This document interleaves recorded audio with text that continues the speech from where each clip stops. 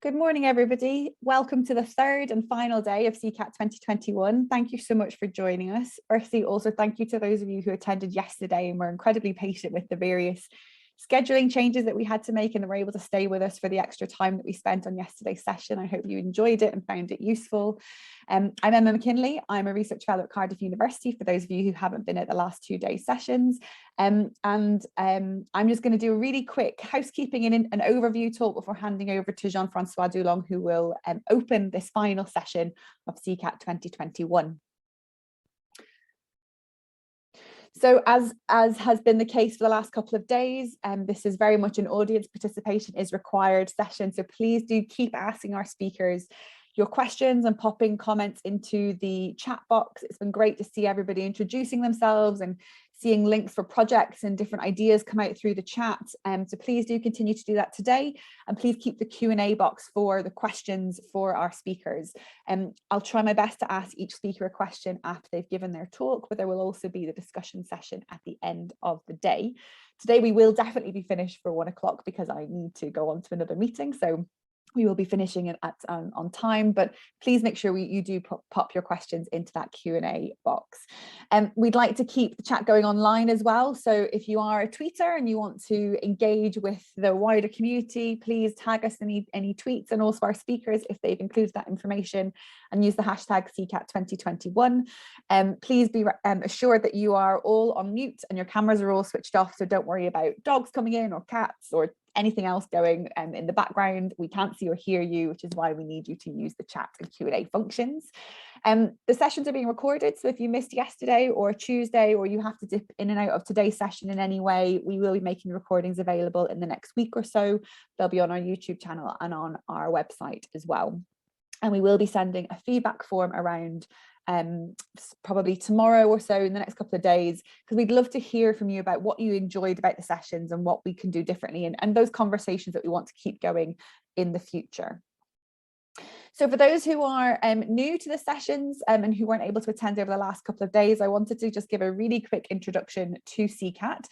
It's an Interreg Ireland-Wales project that has been running for the last couple of years and is due to end at the end of next month. So it's a 2-year pilot project with a slight COVID extension.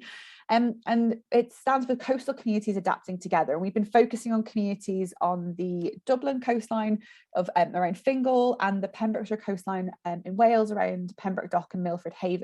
We are a multi-partner cross-border project, so we have representation from universities led by University College Dublin, UCD, and also we have links with county councils, local authorities, and 2 community groups with Pembrokeshire Coastal Forum and the Port of Milford Haven as well. And you'll be hearing from some of those project partners today, and you'll hear a little bit more about what we've been doing through the CCAT project over the last couple of years. So we started our series of kind of online events at CCAT 2020 last year, and we had some key messages that have really been echoed over the last couple of days.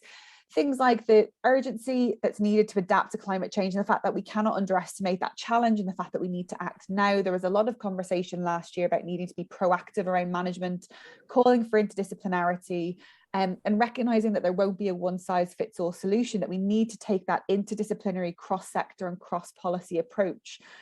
We've seen quite similar messages come out over the last 2 days so far as well. On Tuesday, we heard messages around that kind of recognition that it is up to all of us to take action. So again, echoing that cross-sector, cross-discipline and policy approach. Yesterday, we heard more about the importance of climate change education and the ways in which we can use diverse tools to deliver that. And we saw examples from different projects, including from the Dublin Bay Biosphere, from the Youth Rangers, and a number of different activities have been happening with our youth speakers that we had involved in the sessions as well. There are a number of themes that are starting to emerge from these conversations around well-being and just transitions, and we heard some really interesting points from Verity Jones and Katrina Meller around student and youth perceptions around climate change, and this really interesting idea around needing to validate and acknowledge this concept of eco-anxiety or eco-distress, and perhaps reframing it as a positive action, as a way to take positive action, and as a rational response, I suppose, to the crises that we find ourselves in. we're hearing multiple messages around the need to foster the sense of ownership. And we heard from Saoirse Exton yesterday, one of our youth speakers, who really clearly highlighted the need to take account of intersectionality and inclusivity, and really giving youth voices a role and empowering them to be part of this conversation, actively calling on us to prevent tokenism and avoid tokenism in the work that we as researchers and practitioners do. So some really fascinating conversations happening through the event, and I'm really looking forward to the next set of speakers. So again, we will have a number of talks followed by a break, and then we'll kind of have our concluding speakers with a discussion session at the end. And as I said, we'll be finished by 1 o'clock. So I'm now going to hand over to our opening speaker, who's Jean-Francois Dulong, who is the chair of the Wales Coastal Group Forum. And so I will stop sharing my screen and hopefully you'll be able to see Jean-Francois. Come on. Thanks, Emma. Hopefully you can hear me and see me now. We can, yeah. Boroda, everyone, Croeso. Welcome everyone to the final day of the conference 2021. I think for me, first remark I wanted to make is the last 2 days have been enlightening, I think, due to the wealth of expertise and the range of topics that were covered over the last 2 days. And I'm sure the third day is going to be fantastic as well in terms of content, and also really inspiring in hearing and seeing how young people are empowered and so passionate about making a difference for their future. And I think the emotional response and mental health aspect in the face of change that we covered as well yesterday through some presentation are sobering testament of the impact of adaptation on people.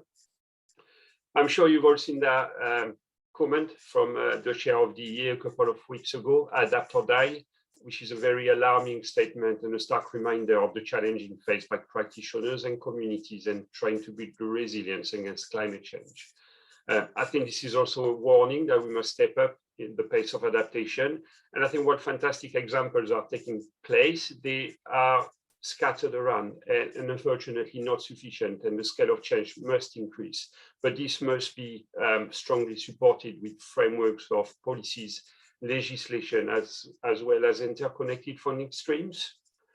So I think the tide is slightly changing. We are nearing the end of shoreline management plan refresh project in the UK, and both the Welsh Government and DEFRA have recently published their national strategy, setting out ambitions and policies around adaptation. And I think now it is for us as practitioners and enablers to support and encourage this government to develop strong and realistic action plans that will define our future and the future of our coastal communities. So as I say, a lot of good work is taking place. We've seen that over the last 2 days, and local authorities are also leading the way with some very good examples. We've got the LGA, Adaptation FCRM Working Group in England, the CLIFF project as well, which is looking at alternative funding mechanisms for those facing loss of property due to coastal erosion, or local authorities in Wales starting to develop climate change strategies. The Wales Coastal Group Forum, which I currently chair, will be developing its work program for the next 24 months. And we are looking at a strong focus on risk prioritization of coastal areas, and also the delivery of SMP's action plans, especially to support the transition of preferred policies and the development by risk management authorities of adaptation plans. And I think for me, we really look forward to engaging with as many of you as possible to support and complement our work in this area. When we look at adaptation, usually from a flood risk management perspective, we try to understand when change should take place, and the triggers that we usually look at are physical. So if there was a breach of defense or another topic, they could be monetary or environmental. But I think in the course of the last 2 days and some of the work we've seen over the years, I think what we are learning is that a key trigger must also be a community acceptance and preparedness to change. And it is clear that the challenge is huge and complex, with the path to adaptation taking many forms. And the range of skills and expertise required to deliver this activity is also evolving constantly. And I think this in itself is creating a range of issues for public bodies, with the shortage of skilled workforce in this area, as well as the lack of capacity to engage and support communities. Because climate change and adaptation are global issues with local impact. And I think, Emma, you touched on it, and I think it's been a key theme that there isn't a one size fits all to adaptation. communities will react differently, the level of support required will vary, and I think it is therefore paramount to fully integrate these coastal communities in the shaping up of their future and have a broad range of support available for them. And I think for me, perhaps if there is a shortage of skilled workforce at the moment, it's because we are still trying to use old approaches for new problems. Skills are present in academia, third sector organization, younger and older people, mental health workers. I think it is perhaps time for us to rethink how we deliver adaptation and to sit around the table and collaborate a lot better towards a common agenda. You will all be familiar now with the net zero targets and some of the post-COVID grid recovery work is taking place. And I think these new approaches are asking us to rethink how we deliver and prioritize in the public sector. I think it's also shining the light on mitigation with the potential risk of decision maker overlooking the adaptation agenda. So I think really, when we look at a call for arms, I think we all have a role to play in ensuring that the adaptation agenda is elevated at the same level as mitigation. And I think equally, when framing adaptation, we need to frame it within the wider climate change agenda through the delivery of interconnected programs of work, which consider nature and climate together as the foundation of economic, social, and political renewal and regeneration. I think, as you said, we've seen the program for today and a lot of good presentations that will focus on the importance of nature-based solution in adaptation, but also the fantastic work done by CCAT and the Pembrokeshire Coastal Forum. Emma has gone through all the technical, the QA, and I will also re-emphasize the point that you've got a hand raise function, and I think if you could use it, do it. Don't be shy, people. Make that day as interactive as possible. And I think before I hand over to our first speaker, and I'm sure I speak on behalf of everyone who've attended or presented at this event for the last 3 days, I would really like to thank Emma and the CCAT team for organizing and delivering this fantastic event. I think it's been brilliant, and I'm really looking forward to the third day. So without further ado, I would like to welcome our first speaker, Alex Cameron-Smith from Pembrokeshire Coastal Forum, who's going to present on lessons learned from climate change adaptation engagement in Pembrokeshire. And I think her presentation is about PCF work on a project in partnership with NRW, trialing some of CCAT engagement tools with the coastal communities in Pembrokeshire. So thank you, everyone, and have a great day. Thank you so much, Jean-Francois, for such a fantastic welcome and opening remarks for our third and final day of the session. It's great to have you here and to hear those messages around innovative adaptation and integrated thinking and really collaborating. I think that really sums up a lot of what we've been talking about in the last couple of days. So thank you so much for that. Alex, I will share my screen. So if you let me know when you can see it, and we will be good to go. How's that? Yes, perfect. Thank you. Still okay? Still okay. Brilliant. Okay, let's go. Thank you so much, Emma, and great to be here today to talk with you all. I am Alex Cameron-Smith and I work for Pembrokeshire Coastal Forum within the CCAT project. We are one of the Welsh partners, and you've had a little bit of an introduction on CCAT. And also I'm going to just talk about our focus today, which is echoing Jean-Francois' themes of adaptation. As part of CCAT, Pembrokeshire Coastal Forum, and my role specifically, we're focused on developing educational tools, mainly to engage with coastal communities on the topic of climate change adaptation specifically. And when we're talking about climate change action, a lot of people, most people are used to talking about emissions reductions, and that's a big narrative at the moment, especially the Welsh Government and the net zero plan, the new one that's about to come out on the 28th.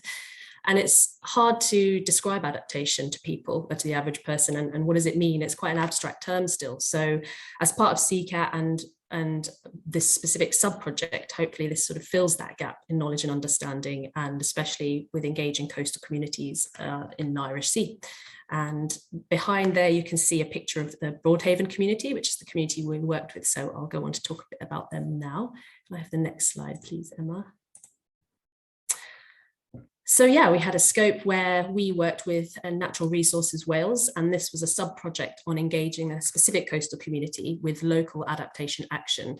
particularly investigating thoughts on nature-based solutions, so things like tree planting and salt marsh creation, which is gaining popularity, and a lot of local people support that action too, so we wanted to look at those specifically.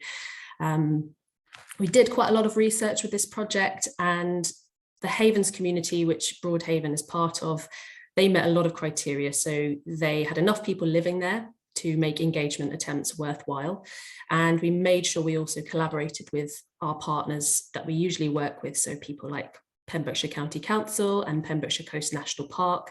And it was really important to involve the local community council and make sure they were on board with what we were doing. So we had from December 2020 to March 2021 to complete the work. That's from start to finish. So from the start of engagement all the way to the report writing. So it wasn't that long. It was over Christmas, it was over New Year. And we also had a national lockdown in Wales due to COVID-19. So it was quite a challenging time, but we did get some really, really interesting results, which I'm going to share with you now. So next slide, Emma. So really, the foundation of any successful engagement process is recruiting people to take part. We started outreach straight away, and to be honest, we had mixed success. The community-based aspect was reaching out to key people by email and telephone, and the digital outreach included social media promo and just emailing public businesses and organisations in the Havens. So we were trying to contact as many people as possible, from people just living there to people who potentially had second homes there to businesses as well. So we're trying to cover a lot of people. And we did learn lots and lots of things along the way. We ended up with some suggestions on how to improve the process, so just based on our experience. So things like lead-in times to get the community council to talk about us in their monthly meetings. And yeah, things like getting the posters out to the community council in like 2 to 3 months in advance. The local community council, the person who was the clerk, she actually had some of our posters, and she was going to put them up on the notice board.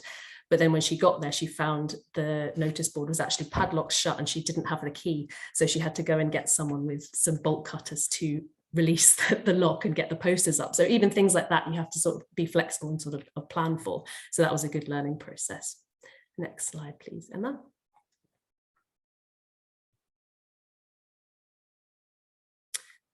So one of the tools that we developed from February to March 2021, we ran these facilitated online focus groups.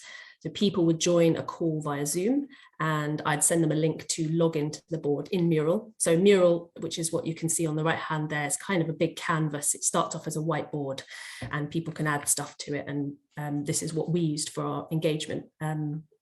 And the 4 different colours you can see there, these are 4 different card decks, and the cards were uploaded online as sort of photos, and we had them all in there.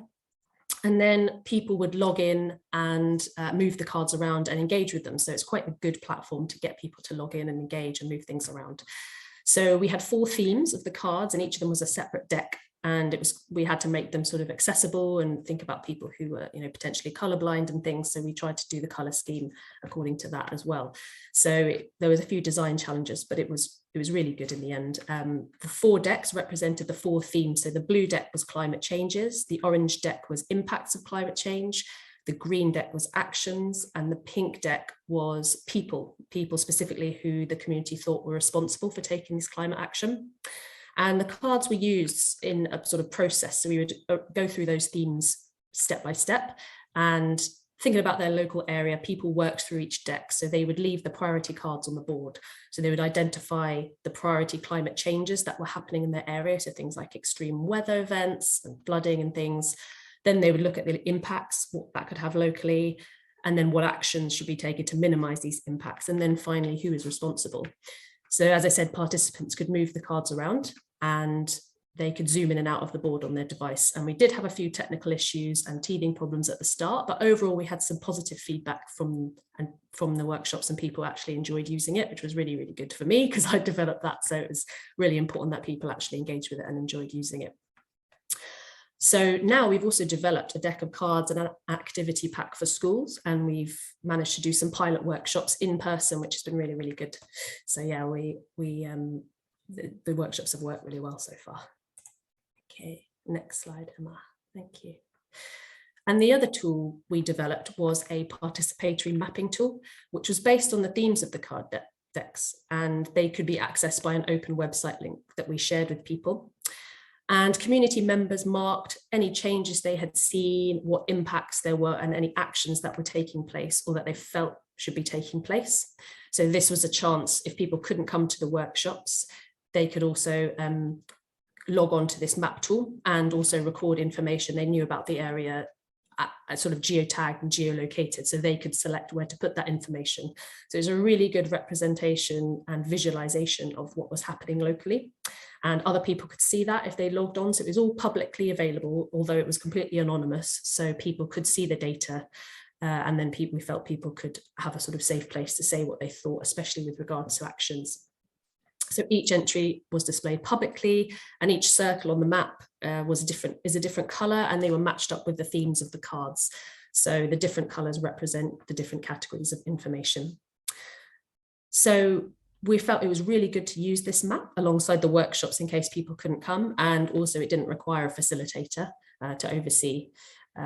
Fundamentally, we would prefer to do some sessions in person to demonstrate how to use the tools in real time. So ideally, we would have gone down to the beach at Broadhaven and Littlehaven to get an iPad or something and show people how to use the map, as well as then direct them how to upload their information at another time when it's convenient. So we felt that these two tools together gave us quite a bit of information on what actions people wanted to see in their local area. And fundamentally, what we wanted to do is create an action plan for people to then submit to their sort of policymakers and their local council to show what they wanted to happen with regards to climate action in the Havens. So next slide, I'll summarise the actions that people were wanting. So the actions we grouped into 7 themes, and interestingly, 4 of these themes are nature-based. So we can see even in this small community, there was quite a bit of support for nature-based solutions. And the community emphasised that any action that was already being taken should be continued, and practical actions are really good. So things like tree planting and beach cleans, those sorts of things can actually bring people together in a physical location. And we think even those things are a good basis because they allow a foundation for more ambitious climate projects to be developed. So we think this is a really good way to engage people. So that's why beach cleans work really well generally, and it gets a sense of social dynamic coming in as well. And people just are really engaged, and it's things that everybody can do, kids, families, and it's really, really good point of engagement. The next steps is that we asked a consultant familiar with the area then, so we had these 7 themes, and we asked him about how each action could be taken forward, including potentially suggestions as to where these actions could happen. But unfortunately, in this time period of the project, we didn't have time to discuss this with the local landowners and community members. So unfortunately, we couldn't pinpoint exactly where we think things should happen. And also it would be really important for people to have discussions amongst themselves and make a community decision as to where things, and fundamentally you need landowners to get on board with the nature-based solutions, otherwise you can't implement them. So that would be an important next step. And we produced a report on these actions, which is available to download, and I'll share the link later on in the slides, but we outlined 3 recommendations, and these were for the community council. So they were based upon mainly having discussions with the wider community and getting the information out there. So we wanted them ideally to have those discussions and find out if these concerns and the actions in this report sort of resonate with the wider community, because we had quite a small sample size in our workshops. We wanted to be able for them to discuss with the wider community. And also a lot of them raised issues of water quality as well, which is an environmental concern, not necessarily climate change, but there were a bit of overlap with environment and climate. So we said maybe they should request an update from Natural Resources Wales and Welsh Water about the state of their plans for improving the water quality, and then update the wider community on those plans. So that would kind of alleviate some of those concerns. And also for them to stay in touch, the community council to stay in touch with the local environmental groups who are already doing certain actions and make sure that more people know about it. So we kind of had this action plan, and we wanted to hand it over to the community council to take it forward. And we think that's really important, to hand that ownership back to the local community. Next slide, Emma. Thank you. So I know, sorry, this has a lot of text on it, but we can look at it later. We also internally used CCAT itself as a case study to explore how engagement was impacted as a result of COVID-19 in both of our focus areas in Ireland and Wales. So we were basically adapting the adaptation project, and all of our partners completed a survey and asked the questions that you can see on the left. And unsurprisingly, as for most people across the world, we felt that the initial impact on us was the national lockdown in Wales, and Ireland as well had something similar. And we had to cancel and delay most of our in-person events. And on top of that, we then had to take some time afterwards to think about how to adapt the project and what to do next. And that was a couple of months delay, which is what Emma mentioned before, is that we did have that delay as well while we figured it out. And we found there were quite a lot of the similarities in engagement challenges across Wales. And despite having all this online engagement, we found people were still then requesting in-person meetings. And there was we always knew we were going to have to isolate some people, by accident through only being able to use our digital tools. That's what we were restricted to. So we knew that was a risk too.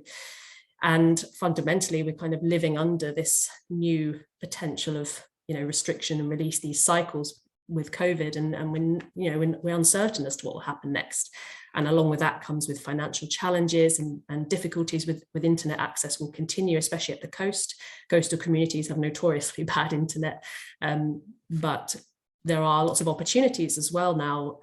We could potentially reach more people with the right tools, and importantly, a lot of organizations that are doing projects locally are now integrating community engagement as an essential part of a project. And the findings that we all sort of talked about in the survey were published as a paper and is also available to download by the link on the slide. So last slide, please, Emma. So we did write a report with some recommendations for future community climate change engagement, and the recommendations here are a summary from our lessons learned report. And the key takeaway really is to keep evaluating your engagement processes as you go, and really integrating the feedback from people taking part. That's really important. And if you can do that during the process, that's really good. All of us, we're going to have to continue being flexible in how we do things and respond to the needs of communities. So that's something that we will all have to continue to do. And it's a really important process in our engagement, and making people feel that they are valued and their input is going to make a difference in what we're doing. Gone are the days where you can go into a community and say, this is what we're going to do, or, and this is how you're going to, like it or lump it. We really have to have that two-way process now. So that sort of wraps up my presentation. Really, the project reports are available to download from the page linked in the slide.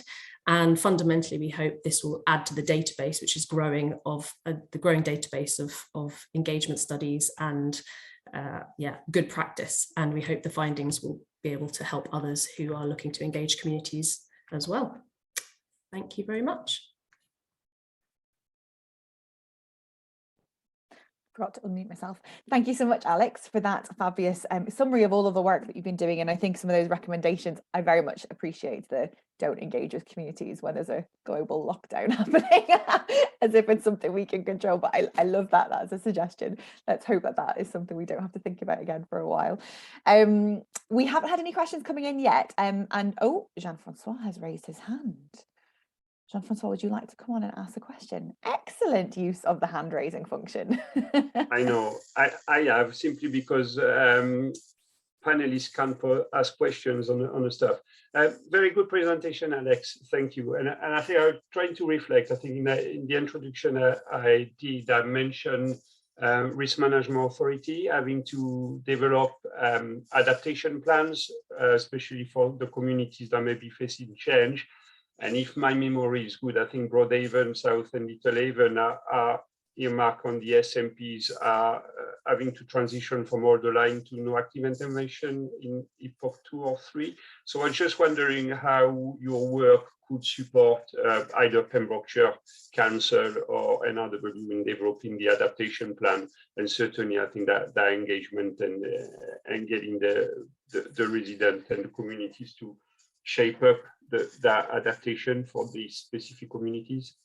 Yeah, that's a good question. I think fundamentally we've sent the reports to NRW and we've sort of reported to them already on what we found. With such a small sample size, we know that there's more work that needs to be done there, and those discussions, like I mentioned, with the wider community are really, really important, just to make sure everyone kind of feels the same. And speaking to a few people from that community, we know that lots of people are on board, and a lot of people have an environmental focus that live locally, and they're really passionate about those issues. So we know that's there, but unfortunately during that project, it was very restricted in terms of what we can do. So with community engagement, you just need more time to engage with people. But these reports have been circulated, they've been recommended to the Community Council, and what needs to happen now is those conversations need to happen with the Community Council in NRW, and PCF as a sort of bridging agency where we're trying to bring people together, and we get contracted for a lot of stakeholder engagement work, but it's important for us to then hand that back to the community to take ownership of. And it's really important. We've also talked to NRW about having those discussions with the community in a positive way, and doing proper consultations, and talking to more people before making plans or forging ahead with things. So I think they know, and that's a growing concern, that's really important to them, and they do want to do that. So again, it's us kind of saying, well, here is what the community thinks, and now it's up to sort of local communities and NRW to sort of take that up and work with it. So we really hope that will happen. It's difficult right now, and we don't know in the next couple of years what's going to happen with COVID and things, and that will be a bit of a spanner in the works with trying to actually have action happening. And like I said, those conversations with landowners are essential. So NRW can have quite a good strong engagement with landowners who are going to be responsible mainly and need to input and be on board with these nature-based solutions for them to happen. So really, I don't know, that's a bit of a long-winded answer to the question, but basically more collaboration and more conversations need to happen on a wider level. So we hope that this is the start of that. Brilliant, thank you very much. And I think excellent work and project. Well done. Thanks, Jean-Francois. Thanks, Alex, for such a great response. And there are a couple of other questions that have come in through the chat and the Q&A. So while we move on to the next speaker, Alex might be able to answer some of those, but we could also come back to them in the discussion panels. Thank you, Alex. I'll now move on to our next speaker, who is Ruth Callaway from Swansea University. And she is going to be talking to us about one of the other Interreg projects, the Ecostructure project. So Ruth, I'll hand over to you. I will stay on until you've shared your screen, and so you can make sure we can see your slides. Hi, everyone. Can you see the slides now? They're coming up.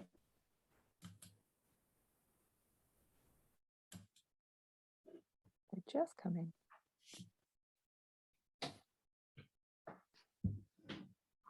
Perfect. There you go. Yeah, okay. Yeah. Thanks a lot, Emma. So good morning, everyone. My name is Ruth Callaway, and I am a marine ecologist, and I work at Swansea University.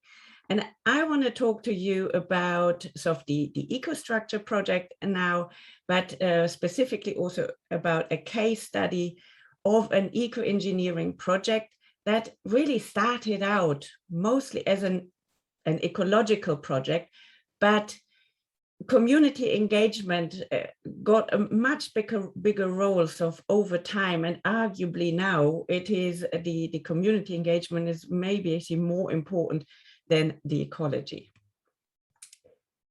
Now I work for two projects really. So the first one is the Ecostructure project, and the core idea of the Ecostructure project, the ambition is to find solutions that our coastal infrastructure, coastal defenses that become more biodiversity friendly, more wildlife, shore life friendly. And the second one is the CCAMS project. And in CCAMS, we are working deliberately together with commercial organizations, with industry in the coastal and marine environment to promote our marine industries. And both of these projects were involved. Now, the starting point for us is, of course, as you know, that climate change is happening, that sea level rise is happening. We have now solid models, certainly up until 2050, with sea level rises predicted, where we are in Swansea, of about a foot increase in sea level. And then, of course, the models get there's more uncertainty about them, but up until the end of the century, it could be up to 1 meter of sea level rising. Now, to protect some parts of our coastline, particularly these areas where we want to hold the line, we built flood defenses, we built sea walls, revetments, so all sorts of flood defenses. But unfortunately, we have a lot of scientific evidence that these infrastructures are extremely poor for wildlife. They really create biodiversity deserts, if you like. And for that reason, actually quite a long time, people, scientists, researchers have tried to find solutions how we can build, add, modify sea defenses so that they provide a better value habitat for our coastal seaweeds and fauna. And we have now a project in Mumbles that is sort of in Swansea Bay, at the western side of Swansea Bay, where a sea defense, a sea wall has to be, so it is already pretty much all of Swansea Bay is protected by sea defenses, but there are sea walls, they are crumbling, they are in desperate need of repair, and they are going to be restored and reinforced. And we were asked to, we went to, together with the council, we discussed what kind of possible interventions could be done. And we came up, they allowed us to start an experiment at the sea walls where we test these hexagonal tiles. We have 13 different patterns that we're testing, where we assess how different textures of the sea wall, of the future sea wall, could enhance biodiversity. And it's an experiment along the Mumbles sea wall where we have 3 different sites, 3 heights, and altogether 13 different textures. And the textures are anything from mimicking natural structures to very graphical architectural models. They were deployed about 4 months ago, and we can see the first signs of colonization, very much what any ecologist would predict. So it started, of course, with some microalgae colonization. Then we have some barnacles. We have now 2 species of barnacles colonizing them. And then at the last monitoring session, I saw the first limbs coming in, first periwinkles coming in. So colonization starts, and we can see differences between the different sites, between the different tile patterns and the heights. And normally what would have happened, so in the past perhaps, what would have happened, so we would have monitored for a year or 2 so for these tiles, and then we would have written a scientific paper in a marine ecology journal, produced a few pretty graphs, some tables, and presented the results. And then in the conclusions sessions or set of the paper, we would have said something about management and would have said that, yeah, this study of course indicates that it is good for management and it could be used for other purposes in the community as well. Knowing very few councillors are ever going to read this. Very few decision makers would ever read a paper like this, because there are hundreds, thousands of this type of paper, even if it is open access, very unlikely to really genuinely have an impact in our decision how we construct infrastructure. Now in Ecostructure, we wanted to do things differently. And for that reason, we did then talk with, we had meetings, workshops with key decision makers. It's really started actually with the engineering company Arab that is also a part of the Ecostructure project in the steering committee. And they suggested to speak with Swansea Council, with natural resources, and we discussed really first whether we can set up a project like this and even an experiment like this, and how we can upscale it. And upscaling, so getting from the academic part, so where you do a small scale project somewhere, to really literally a bigger project, so that may cover parts of an entire sea defense structure.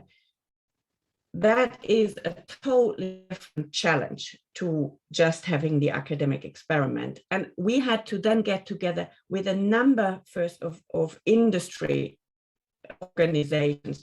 We got together with concrete manufacturers, companies that produce foam liners and molds, design engineers, construction engineers. Obviously, the council, which government is always part of the discussion. And we had to really bring these people together to talk and to really understand where the bottlenecks are. But this was all, and that was really at the stage to just get this experiment on the go and get all the permissions and get the manufacturing done. This is, of course, collaboration with people representing the regulators, government policymakers in industry. But once we had done that part and managed to do it, we focused much more on residents and the community engagement. The area where this experiment takes place is a very public space. There is a promenade. There are lots of tourist residents use it all the time. The shore is also used by a lot of residents to go for walks. And of course, they were asking, what is this experiment about? And so we installed 2 information boards.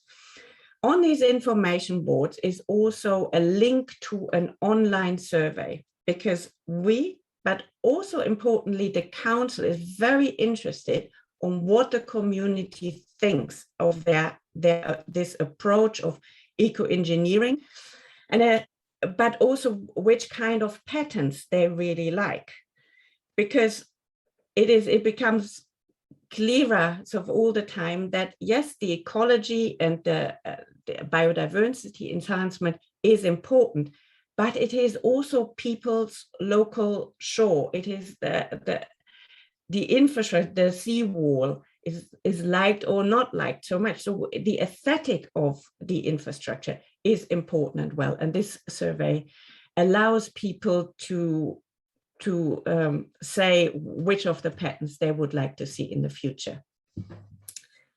And I would like to say that it was planned, but it really wasn't, so it was total serendipity that a teacher got in touch with me, knew that we were doing this project, and suggested that this would be very good for teaching of climate change, sea level rise, and what we can do about this, what kind of challenges it poses, and what kind of solutions we can come up with.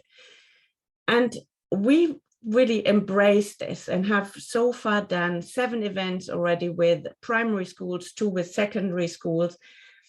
And it allows this experiment of being so close to the beach allows teachers to teach about this global phenomenon of climate change, but bring it down to the local beach. What does it mean for the children which this is their home, this is their turf?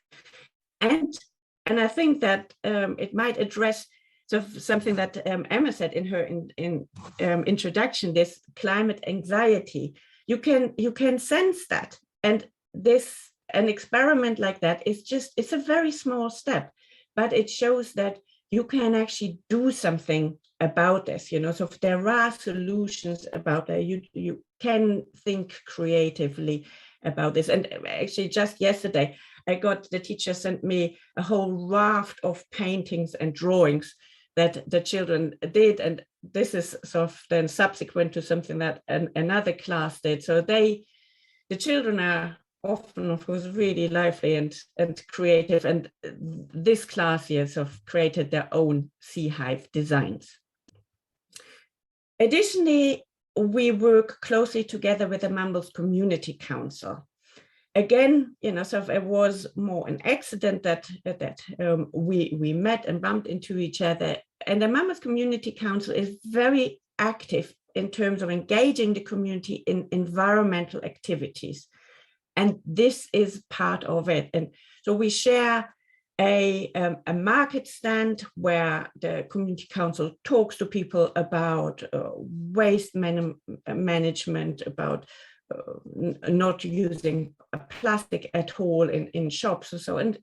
And I can join them, and we talk about the sea hive experiment and allow people also to fill in the questionnaire. Now, I'm quite keen to not only work with researchers and scientists, but also with artists sort of on coastal issues. And this is sort of last year I worked with the visual artist Peter Matthews. And this allows me, so Peter Matthews works, he does his drawing and his artwork sort of literally at the beach. And he taught me, and we developed together some programs, how people can more emotionally connect rather than just through evidence and data to the beach and activities that we can do, and that you can link sort of in different ways to your local coast. Of course, we have to do awareness raising initiatives. So I had to do some filming for an event that happens at Swansea University next month, the Global Challenges Summit. And then we also had the opportunity to film with Michael Portillo he was looking for features for his new train journeys program. And so we do that to just broaden the awareness of this approach. Of course, we have to also do that through social media. I would have to confess that I'm really not strong on that side, but fortunately, some of my collaborators from the commercial company, but also the community council, they are pretty good at that. And the project was sort of seen by, I think, 22,000 people, 166 shares we had so far. So that's happening as well. And as said, I can't claim that we had planned the community engagement beforehand. That was really not on the outset the aim of the project. But the reason that we said yes to so much of the engagement has actually a more theoretical background. And that is that I'm also involved in a project, in a Horizon 2020 project called GRIP. And GRIP has the aim to foster, to improve responsible research and innovation and the quadruple helix in research organization. So what is that? So the definition of RRI, responsible research and innovation, is a commitment to care for the future through collective stewardship of science and innovation in the present, and to work with a quadruple helix. And the quadruple helix is basically all parts of society, as citizens, policymakers, companies, and academics. And the core idea is to say, well, if we want to do research, then we need to engage with every section with every part of society. The research agenda has to be driven by the entire society, by the entire community, and that involves everyone, so from policymaker, from industry, wider society, citizens, and academia. And and we want to include them rather than just looking at what can be the impact of the research, but to include society from the start. And this project is sort of an attempt to do that. We want to go, and we started to go a step further. So last month, we had our first industry community government workshop called The Future of Coastal Communities in Swansea and South Wales. So we invited members from the quadruple helix, from society, government, and industry and academics, to come together. And the purpose was to better understand really what people are concerned about, what do they want to see, so what do they perceive as the main threat in the community? How can we also facilitate the conversation among the different stakeholders, and of course to trigger a discussion on the future of research. Now, what are the next steps? The next steps, as far as I can see, is to reach researchers mostly that at the moment don't see the value of community engagement. And we have to evidence that, because as an academic, it is still much more beneficial, say, for your career, if you only write academic papers, but don't engage with the community at all. So we have to make changes that that people see the value. And so in research, I think it means that we have to change some of the research culture, that academics are better rewarded. So for engaging with the community, that might not always be our gift, but we can certainly contribute whenever we can to that discussion in committees, to highlight the importance of community engagement. But then, of course, to have bottom-up value generation, and that is really sort of conferences like this, where we can create a critical mass, so where when communities do work together, and we can develop a more powerful voice. And I want to, for that reason, sort of congratulate the organizers of this particular event, because I think this is a very important step to changing the importance of community engagement. Thank you very much. Back to you, Emma. Thank you so much, Ruth. I am always a fan of hearing calls for more community engagement and more marine social sciences, as you know. So thank you so much for those really important messages as part of your talk, and some really interesting points around engaging with different sectors, including engaging with artists and creative approaches, and getting that message out there. So thank you for those examples and a really broad overview of the Ecostructure project and the various things that you've been doing. There is a question that we've got time for if we go through quickly from Greg, who's asked, he's kind of said, obviously there's a critical issue on the coast is the cost and durability of the materials that you've suggested, and the impact of abrasion. The examples that you cover in the Ecostructure project are all surface features, and in abrasion, Ruth's phone is ringing. Well, maybe save the question. Let's see what happens. Oh, there we go. Okay, you're back. Sorry. That's okay, don't worry. Typical. couldn't have made that up. So the question is just, have you looked at different examples where there's larger aggregates which abrade in different ways compared to smaller aggregate surface materials, and is there an opportunity to use existing structures and how they might have provided different opportunities to test those features and those benefits that you've covered in Ecostructure? Yeah, so I hope I understand the question right, but I think it is, if it is about materials, then what I spoke about is literally it's one small experiment, so if you we can post the link to, actually you can just Google Ecostructure in the project, it is that the project is now in its second phase already. During the first phase of Ecostructure, those questions that were asked, that was some of the core research questions that were asked. So we had engineers from Dublin University that who formulated different types of concrete, for example, and those were tested. There was a lot of testing of different types of surface structure. The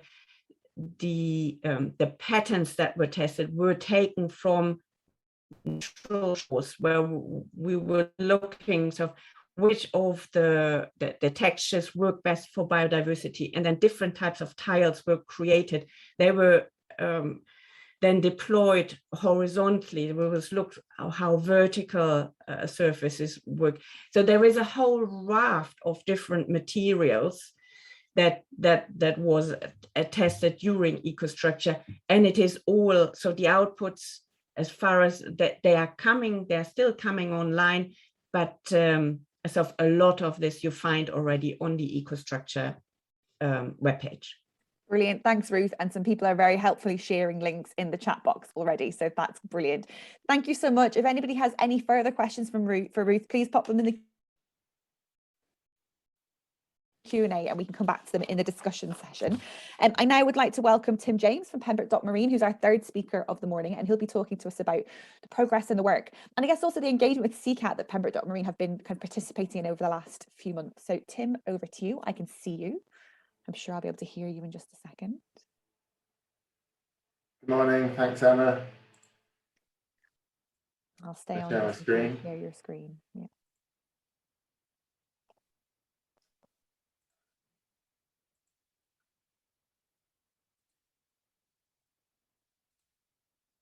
Perfect. I don't want to leave the meeting, I don't know if you saw that.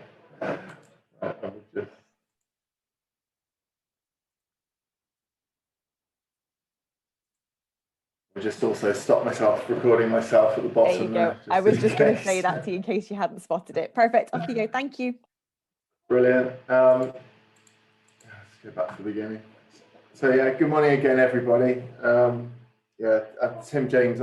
I actually work for the Port of Milford Haven. We're a trust port in Pembrokeshire that encompasses that we've got statutory duty to ensure the safe navigation and the environment of the Milford Haven waterway, which kind of sits between the communities of Milford Haven and Pembroke Dock. You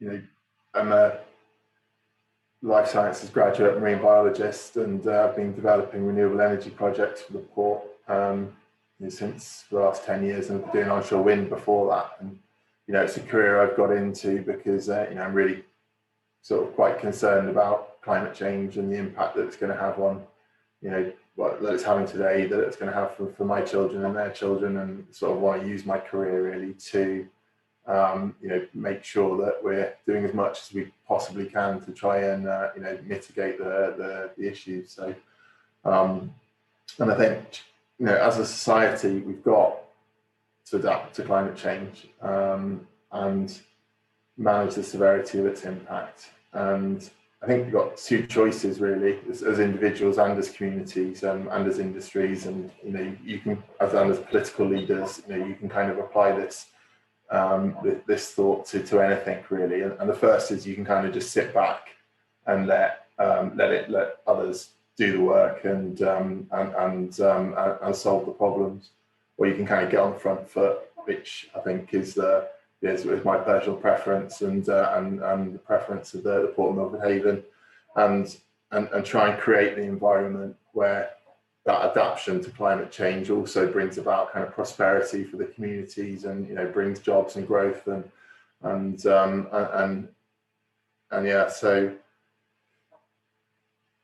that's why we're kind of involved in this project. And I think, you know, where in the past coastal communities have been kind of, you know, disadvantaged almost because of their kind of proximity, I think today it's actually, we're seeing a lot of opportunity coming from that proximity, you know, certainly from the the opportunity from the marine energy side of things, whether that's from sort of offshore wind or from the waves or from the tide.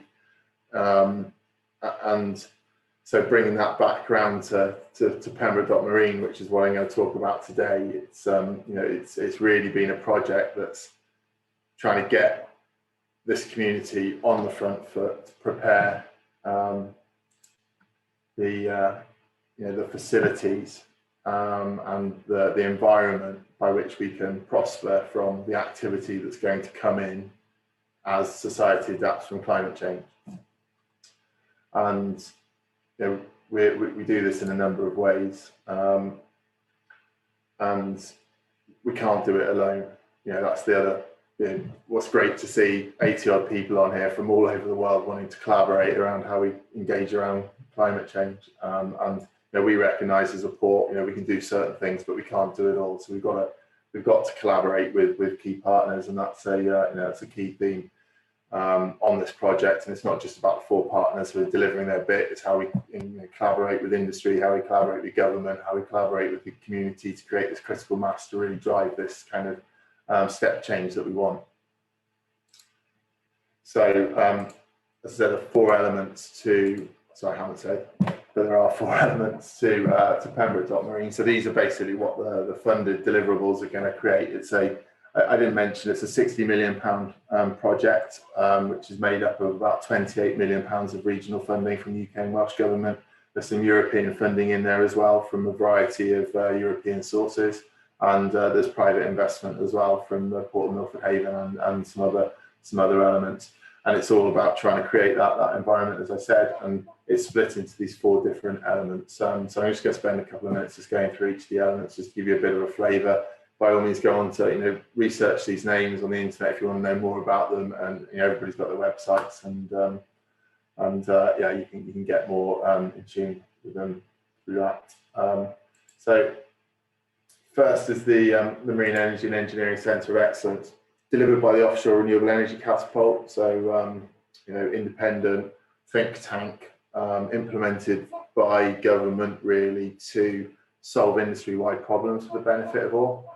So and they work on a thirds model, so they'll use a bit of their own money, a bit of third-party funding, and then they'll go and find some funding from probably the private sector to go and solve these industry-wide problems. And they can be common issues that are applicable to technology developer A, B, C, D. So the benefit of having them here is, rather than technology A, B, C, and D all trying to solve the same problem, they are, they're being kind of working together, catapult solving the problem. Technology developer A, B, C, and D can all focus on technology development of product A, B, C, and D. So you get those productivity gains in the industry, and also the pace is increased as well, because they're not having to divert their attention onto these industry-wide problems. There's been some great work that they've done recently. They supported local business-led with mechanical engineering to win. I think they won about £112,000 from the Offshore Wind Growth Partnership programme to help that business understand how to diversify itself into offshore wind support, on the back of all the floating offshore wind interest that's happening in the Celtic Sea. They do lots of really good stuff, not just for industry, but for individual businesses, and that's really what they're there to do. To put their arms around the businesses and help them grow and prosper from the activity that's happening on their doorstep. To really, you need space, you need terrestrial space, and you need marine space. And our role as a Port of Milford Haven is really to provide that port space. And so we've got a 5-year kind of investment program into our port facility in Pembroke Dock to try and kind of increase the space. If you've seen any of the marine energy devices, they are very big, and they need a versatile and flexible port facility in order to improve fabrication. So that's our role really in this, is to try and create those environments on land. But you also need to fail fast, and that's where our friends in the Pembrokeshire Coastal Forum, one of their projects is the Marine Energy Testing Area project. And the idea is that you've got a suite of nursery sites where you can get something wet really quickly without the need of having to go about and getting a marine license. Think about that productivity point I made about the offshore catapult, exactly the same around consenting. They can fail fast in these testing areas. those testing areas increase in environmental severity. So they go from quite benign environments over the quay in Pembroke Port to quite exposed environments out in the out off the heads in the west of the waterway. Yeah, massive benefit for technology developers wanting to build their product up through the technical readiness level. Then obviously when they're at the end of that technical readiness level, they need to obviously commercialise, and then that's the idea behind the demonstration zone, is that you've got a pre-consented place where technology can plug in and play or create energy and support the commercialisation of the technologies. So that is that's Pembroke Marine as a kind of collaboration, and obviously what we're doing over the next 4 or 5 years is we're delivering all of those assets. And they'll be coming along online as per the timeline that you can see here. The other great thing about working collaboratively and trying to innovate is you never really know where it's going to end up. And we've had the benefit of working with those partners has kind of led to a lot of other great projects. So the Milford Haven Energy Kingdom project is a great project around hydrogen. You must be aware of the potential around green hydrogen as supporting the decarbonisation of our heat and power and transport systems. The interesting thing about the Energy Kingdom project is it isn't although we've got some prototypes, like you can see on the screen here, there's a Welsh manufactured vehicle from River Simple and a UK manufactured electrolyser and vehicle, if you will, in the picture. Although that we do have some pilots, the real thing about the Energy Kingdom project is it's to inform the market mechanisms needed to unlock hydrogen at a local level for utilisation in our heat, power and transport systems. So if you think about where your electricity comes from, and then the number of people it has to go through to get to you, and the number of contracts and arrangements that need to be in place for you to benefit from that electricity, exactly the same is going to be true for hydrogen. And it's about trying to work through that model, not just for electric, for your power requirements, but for your heating and for your transport.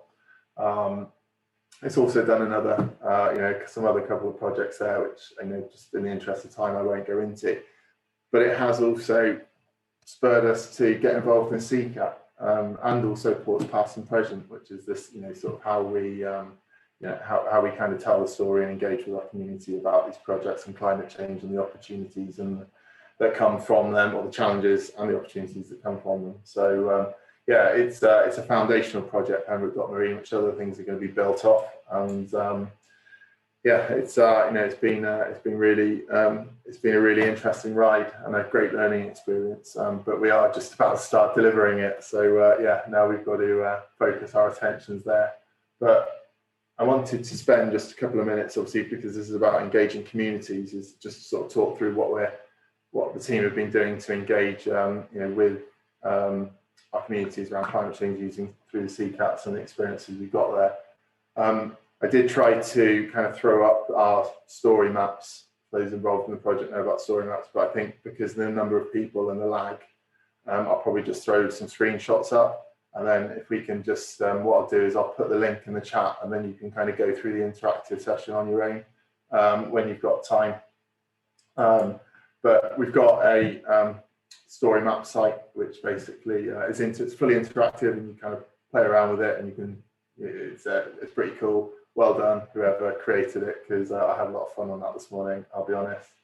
And here's just a couple of the kind of examples that we've done to engage our communities. So done a tree planting project, so local communities can come and order some trees and then go and plant them, and it logs sort of how many trees, how many volunteers, where they were planted, and you can kind of see a map then of the different types of species and where the locations are. And then it kind of converts all that to something that you can all relate to, the number of kettles that have been boiled, and which is quite interesting. And obviously that's going to go up, and that's an amazing number of kettles, 3 million kettles in this small little area. The next one is you can do some carbon calculation work. So you basically can, what it'll do is you can kind of, if you want to plant trees, it'll tell you how many emission savings, and put it more than just kettles. It'll put it into a number of different scenarios. I think there was flights between Cork and Cardiff, I think was one of them, which is good. I think this is quite, I feel quite pleased and proud about this, because one of the areas we've got in the dockyard which we would like to enhance is a former kind of carriageway, where back in the day, I don't know how much you know about Pembroke dockyard, but it's a 200-year-old dockyard. So when it was first built, horse-drawn carriages, all the officers would arrive from the east on, and it was quite a grand entrance into the dockyard around some kind of formal oblong planted gardens, and then the tracks would then sort of work their way behind the old Admiralty buildings, and then the horses would be going to the stables there. So it's over the last 10-15 years, it's gone into a bit of it's not as nice as it once was. So what we want to try and do is enhance it, and just try and the fact that it's an amenity site, publicly accessible, getting the public's input into that was really important to us. So we've done we've done some interactive work on that, and on the left here you can see some of the old Admiralty buildings. These are a mix of Grade 2 and Grade 2 star listed buildings, so some of them are in the top sort of 4% of heritage assets in Wales. And we went out and asked the community what they wanted to see in Carriage Drive, which is in this area here.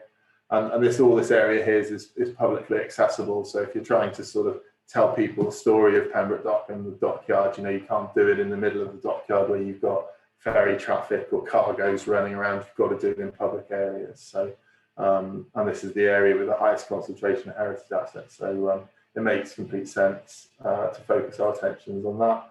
And then the community came in, using this, digital portal, because this is all done during COVID and restrictions, to try and gather the views of what the community would like to see.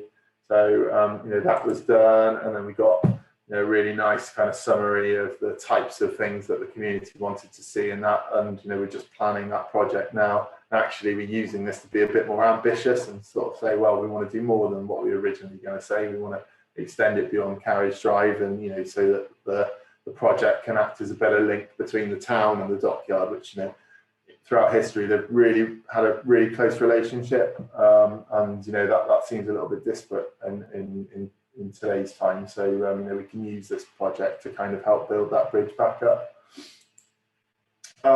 Milford Haven Energy Kingdom, I mentioned a couple of prototypes, and you can do some virtual tours of a hydrogen refueler and electrolyzer if that's your thing. It was obviously taken on a spectacular Pembrokeshire day, but you can learn about that. And we've also got a hydrogen heating system. So we're heating this building here through it's actually a hybrid system. So it's a hydrogen boiler and an air source heat pump kind of working together and talking to each other. And one turns on when the conditions are as such, and the other one will turn on when it needs a bit of a top up, a bit of extra oomph, as it were. And so it's quite innovative, and I think that was a UK first, which is a real accolade for me and the team, to have that being demonstrated on one of our buildings. Finally, how do our young people, and how do we engage the young people? How do we engage our young learners to make career decisions if they want to go into this industry? We do a lot of engagement work, and there's a really, really good video on the link, which sort of shows how ourselves and the Catapult and some of the private businesses who are developing the technology sort of all come together and support young engineers or people who are thinking of engineering as a career path to take that step into the industry and what the opportunities might be. And so we've delivered a leaflet and a couple of events, and we're going to carry on doing that because as a responsible trust port, it's something that we're really passionate about. So that is a quick whirlwind tour of the interactive story maps in a non-interactive way, but I just felt it would probably be a better way to share that with you, through this forum. But I will pop the link in the chat, and please take some time to go through it. Well done to the team for producing it, and a big massive thank you to Lauren Blacklow Jones, who's our kind of main main focus for the project at the Port of Milford Haven for getting this all this great work to this point, and yeah, well done to the team. So thank you. I'm happy to answer any questions, and yeah, thank you very much. Thank you so much, Tim. It's great to see such a broad range of topics being covered by the work that's been done by the port, and kind of bringing in ideas around career progression and heritage and culture and innovation and renewable energy and all of those different aspects. And I think that comes down to a lot of the themes we've heard about over the last couple of days around the fact that this isn't ever going to be one topic, right? Climate change and adaptation is going to cover multiple areas of life, and we have to think about it from so many different perspectives. So thank you so much for showing that work. I think those links that you were mentioning have already been put in the chat by our very efficient CCAT team, so thank you very much. We're running a little bit behind schedule and we haven't got any questions come in just yet, but I would encourage people to pop questions in. I'm going to go on to the next speaker. Tim, I'm not sure if you can stick around, but I know Lauren is here as well. So if we do get any questions and you're not here at the end, I know that Lauren is around, so we might be able to pose them to Lauren as well. In the meantime, brilliant, that's great. So I would like to welcome Hans Visser, who is our also part of the CCAT team from Fingal County Council, and he's going to be talking to us about some of the nature-based solution work that's been happening around Fingal. So I'll hand over to you, Hans. We have not yet done a screen check share, so I hope this is all going to, there you go, it's all working fine.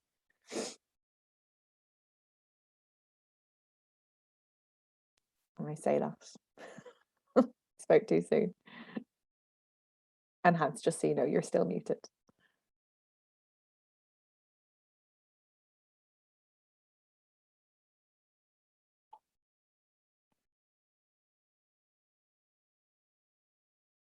I'm trying to see if I can unmute you. Here you go. Does that work? Hey. Okay.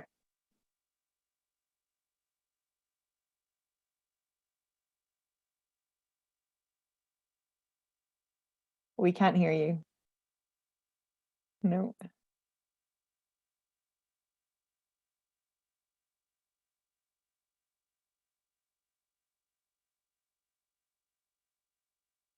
Gotta love a tech issue. A 2021 event. Wouldn't be right without one. Worst case, Hans, we could break now and come back to you after if we need to.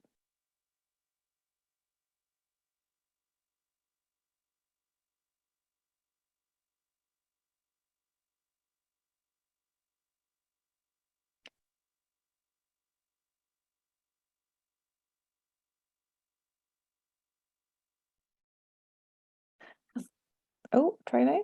So now? Yeah, perfect. Okay, so yeah. I don't know what is happening here. That's okay, we've got you now, don't worry. Go back to my screen now.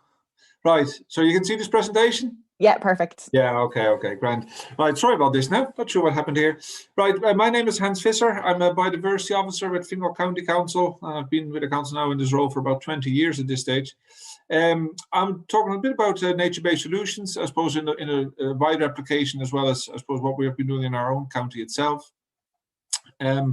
Now, the application of this, like I was in this, and the definition means something very different for everybody. So I just took the EU definition in this case. So nature-based solutions are solutions that are inspired and supported by nature, which are cost-effective, simultaneously provide environmental, social, and economic benefits, and help to build resilience. And such solutions bring more and more diverse nature and natural features and pros into cities, landscapes, and seascapes to locally adopted, resource-efficient, and systematic interventions. Now, if you ever have to talk about this as a public engagement piece, you can forget about it, because there's way too much in this basically, way too much technical jargon for anybody to understand this. But usually when we talk to people about this, we're kind of like, well, these are sort of multiple areas that have multiple uses that kind of help to kind of tackle issues that we have as people with natural problems, but it's also something that's good for nature as well. And it tends to be cost effective and sustainable in the long and the short term. So I suppose it just this whole definition does require something much more sort of people friendly if you actually want to talk to people about these sort of things. And I think that's just something to note. Most people would, I suppose, would have heard about some of the nature-based solutions, and it's usually in the context, say, of rivers, so like protecting, reconnecting floodplains, or protecting, restoring, enhancing construction of wetlands, or even, I suppose, smaller scales, like protection, restoration, or even repairing vegetation. But it's more than in the context of reducing the impact of extreme floods. People understand that concept. It's more like, okay, where are we going to put all this flood water? Where can we store this? And where, I suppose, is that most beneficial, where it causes the least amount of damage? And similarly, also, like in terms of improvement of water quality, like I suppose nature-based solutions certainly provide a good opportunity for that. Now, in terms, I suppose, from a freshwater perspective, there's different scales where nature-based solutions can be applied. This is just an example from the Netherlands. So the Room for Rivers project, where the Dutch government is basically has been taking away the summer dikes, like raising the dikes on the side, allowing sort of for new areas to be excavated in the floodplains, to kind of thereby to create more space for water to kind of prevent flooding of towns that lie between the rivers, but then also providing for nature conservation, because there's been major improvements in relation to that, and recreational use. So it's multifunctional, but I suppose rivers of this scale we don't have in the county, so our own personal as examples are a bit smaller than that. This is, I suppose, one of the first nature-based solutions I ever did. It dates back to around 2003. So this is sort of like a subspon sustainable urban drainage generation #1. This still relies on the electricity to kind of circulate the water between the reed beds and the outfall. Wouldn't do them anymore now, but at the time, what I thought was really interesting is that the developer of the apartment blocks that you see in the background, he was actually using this park and the pond as the centerpiece for his advertising for the sale of his apartments. So when you saw the newspaper articles, this pond was in it, the park was in it, the apartments were actually not, which I thought was quite interesting. This is basically kind of deal with runoff from urban development. This is something, I suppose, the local authority, we're kind of dealing with this quite often. And so I suppose this is something that is 20 years old. It's not like, in terms of nature conservation, there's a lot more gains to be had. At the same time, the local community is very happy with it. They really love the looks of it. It kind of looks very managed. So I suppose from a nature conservation perspective, it's not optimal, but it certainly provides, like for the local community, it provides a very attractive centerpiece. And at the same time, there is breeding birds in, there's fish and everything in it. So it does provide some biodiversity gain. I suppose the newer ones, and this is, I suppose, a picture taken that was, a picture was taken earlier this year. Again, large housing developments, so big sots, big urban drainage ponds in open spaces. So again, the idea is to kind of make them attractive features of the open space. But in this case, like there's no sort of circulating of water anymore. It just goes through a sort of treatment system of reed beds, open bodies and everything, open water bodies. And then eventually it will discharge into the local river. So it's trying to get away from those direct discharges from a housing estate into a river base to kind of, that will help to kind of hold back water, but it'll also help to improve the water quality that ultimately makes its way to the river. And again, I suppose you can do wetland creation also just for wetland creation's sake. So in this case, this is in the Turvey Nature Reserve, where we have been creating several acres of new wetland. But at the same time, there's a pathway that runs through it that allows people to enjoy it. So again, it's multiple gain, not only for nature, but for people as well. But there's also a monetary side of things. So in this case, like the areas outlined in blue, we own that land. It's indeed as wetlands in Donabate.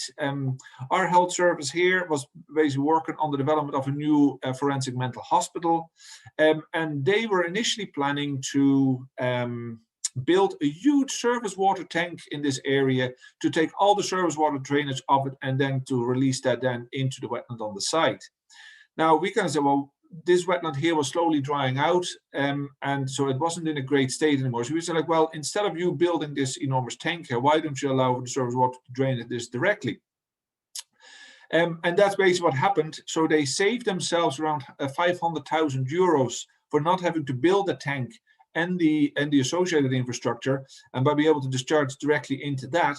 And in return, we got their digger for a couple of weeks to kind of carry out enhancement work in the wetland, I suppose in the least ecologically insignificant parts, to kind of make more of that.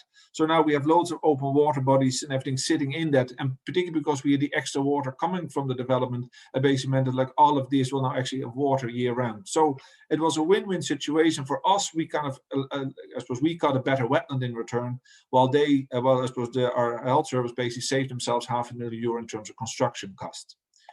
Similarly, in terms of road drainage, again, it was very tempting. I think engineers will always kind of follow the sort of the standard design guidance in terms of water features, and that's understandable. But sometimes I think it's slightly over-engineered.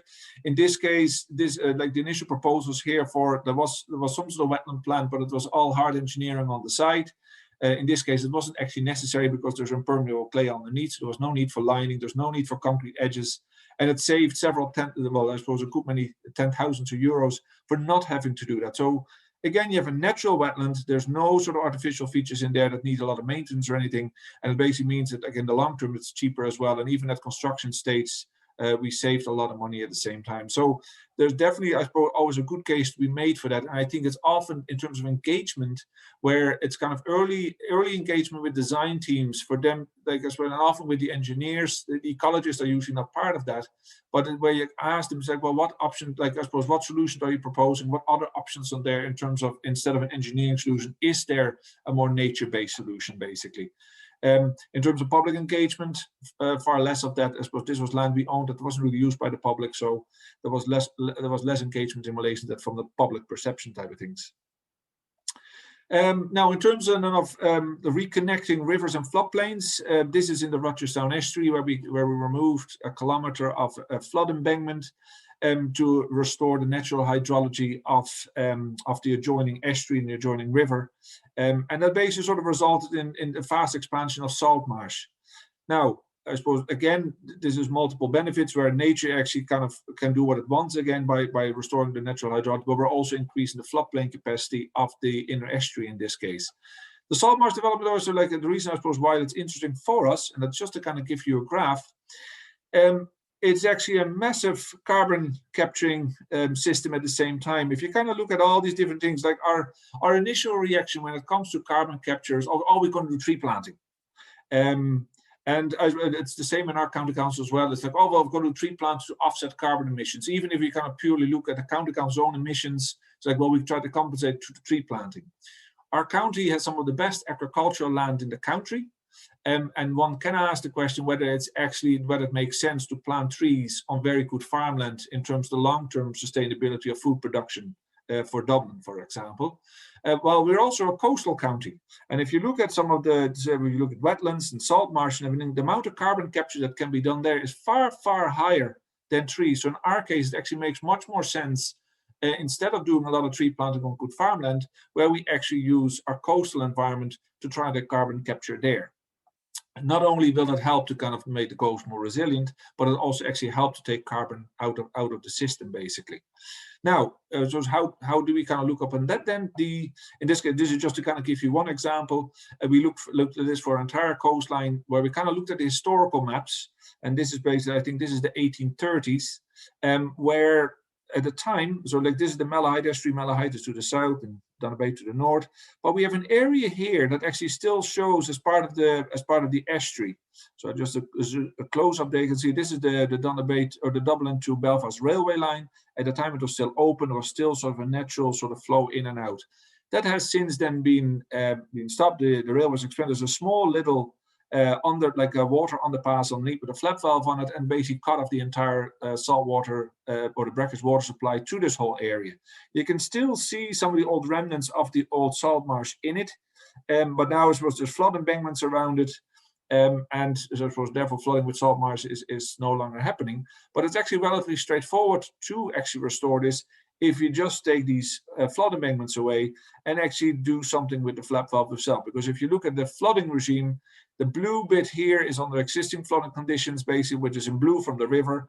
And this is coastal flooding in green. So it would actually come underneath the underpass, actually will still flood the area. But actually, if you look in the future, say with 0.5 meter sea level rise, suddenly the whole area will actually be flooded as well. So in terms of salt marsh potential here is actually quite high. We have done this now for our entire coastline, and there's various places along there that where we can where it certainly allows for far more salt marsh along our coastline, basically, than we initially would have thought. These things can also incorporate it in flood defense schemes. So in this case, for the Portrane Peninsula, like these lands over here, for example, are all subject to coastal flooding. They do require some sort of flood embankment to kind of be put around there to protect those houses from flooding as well in the future. But in this area, then, for example, there would be scope to kind of excavate from this area where you can actually create salt marsh and mudflat habitat, feeding birds or feeding sites for the migratory birds. So again, a range of coastal habitats, as well as dune habitats that can actually, like, we can put like a clay liner underneath around where we don't want the flooding, and the dunes can then be built over that. So again, it's both the coastal defense as well as nature conservation, and a pathway along the edge of that will also allow people to, I suppose, enjoy that. So in terms of, again, there's other benefits there as well. Now, again, I suppose this would require some serious amount of engagement, because it's even for people, I suppose, to understand, like, well, you're bringing water closer to my house. And we know that from the Met-Mary project that was presented on the last time, that it does require a lot of engagement with the local community to understand, I suppose, what is happening there.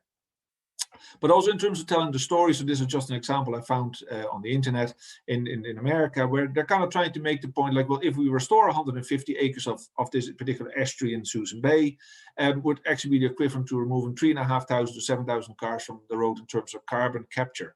So I suppose it helps to tell that story, and I think this is also relevant in terms of funding these sort of projects, in terms particularly in relation to carbon credits, where there might actually be also a rationale to be made, instead of just, I suppose, using carbon credits for forestry in third world countries, where you might actually say, look, you can actually use it also for coastal ecosystem restoration at home. Now, in terms of the coastal resilience as nature-based solutions, kind of making our coast more resilient, the coastal habitats will play a very important part in that.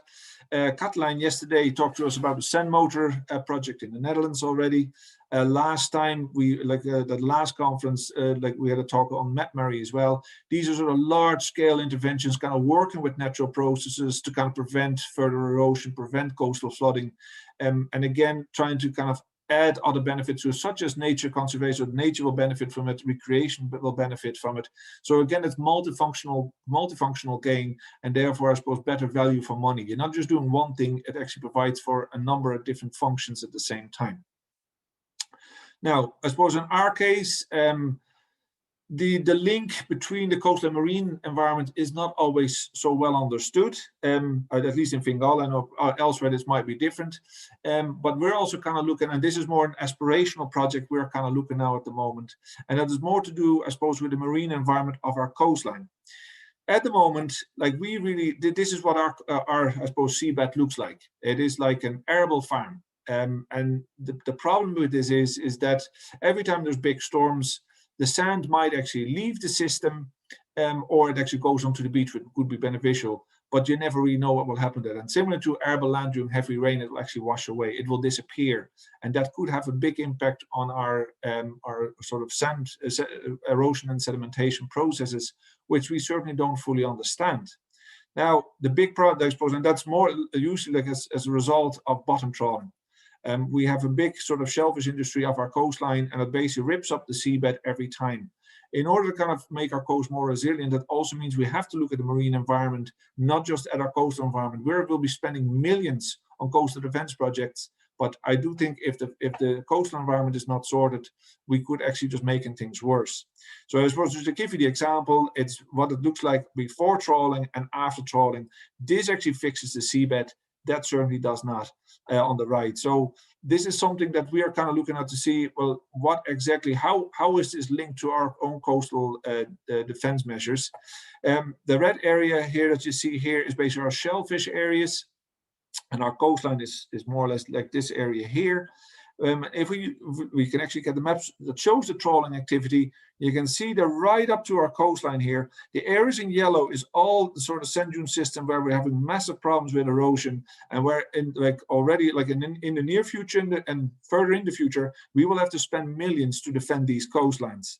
And one can ask what the cost is of defending all that versus what the gain actually is of ultimately declining shellfish stocks. So there's definitely an issue to be addressed at this point. Now, we would like to restore the marine ecosystem there to kind of make our coast more resilient. We don't actually know exactly what this marine system looks like. We do know that there used to be a lot of oyster beds in the 1700s and 1800s. They were fished to extinction.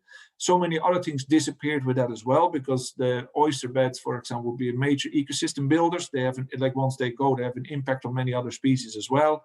So I suppose what we would like to do is to try to get those shellfish beds back, get those oyster beds back. And again, it's not only say like the shellfish beds, for example, would actually filter the water. So if we have problems, like we have problems in terms of the seawater quality from a bathing perspective, the shellfish would actually filter out a lot of the pollutants, thereby making the water cleaner, but also clearer. And that will help for seagrasses and kelp forests and to reestablish themselves. They help to fix the seabed. And I suppose in terms of the benefits of that restoration, I thought this was quite a good graph of that. There's just two big benefits associated with it, where it basically stabilizing the substrate and reducing wave energy. And that on itself will help to kind of reduce the overall impact of sort of heavier storms and higher sea levels that we'll have to deal with in the future. So, and because this restoration of marine ecosystems take quite some time, it's actually important to start now and not wait until the future for these things to happen. And so this is just the examples for the seagrass beds and the kelp forest that actually help to slow down or take out some of that wave energy. Their roots will help to kind of keep the seabed in place as well. And now, how to make that happen? I think one of the first things to do is actually get hard proof to see how it's all linked, but also in terms so we have a couple of studies we would like to do in terms of habitat suitability assessment for shellfish, oyster beds, eelgrass, kelp beds. But also then look at the actual impact. So if we were to do this, if we were to restore the marine ecosystem, what is the impact of that on our most vulnerable parts of the Fingal coastline? So is there actually a real benefit there? And that also allows you to do a cost-benefit analysis of the marine habitat restoration versus the current income of fisheries. The income is slowly going down as the stocks are being overfished. So ultimately, what will be left for the fisheries there will be actually very little, while the cost of coastal defense in the future is certainly going to go up. So it's trying to kind of look at all those benefits, but not only in terms of pure coastal defense and fishing, it's also looking at the recreational use, water quality, and the likes of other benefits that are tied into that as well. And once you have, I suppose, some of those hard figures, it allows you to kind of engage with the stakeholders, with our coastal communities, but particularly with the fishing industry to see how can we work with them to make sure that we can restore that ecosystem for, I suppose, coastal defense purposes and making our coast more resilient. Now, as part of the research that I was doing for this presentation, I actually came across a YouTube video by AXA, and it's actually very interesting to see that insurance companies are already paying a lot of attention to these ecosystem services that marine habitats can provide.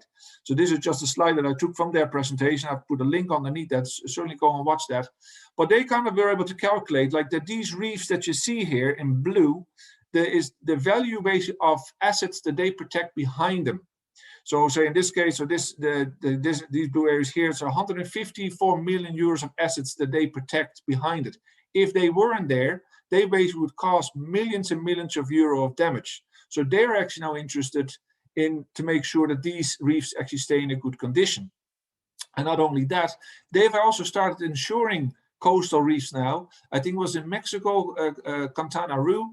They actually insured a reef, so to make sure that if it does get damaged during tropical storms, for example, that restoration measures are then taken straight away, which I thought was a very interesting departure. So anyway, just in summary, nature-based solutions, like they can certainly save you money, and it's often just very simple tweaks that actually can make that happen.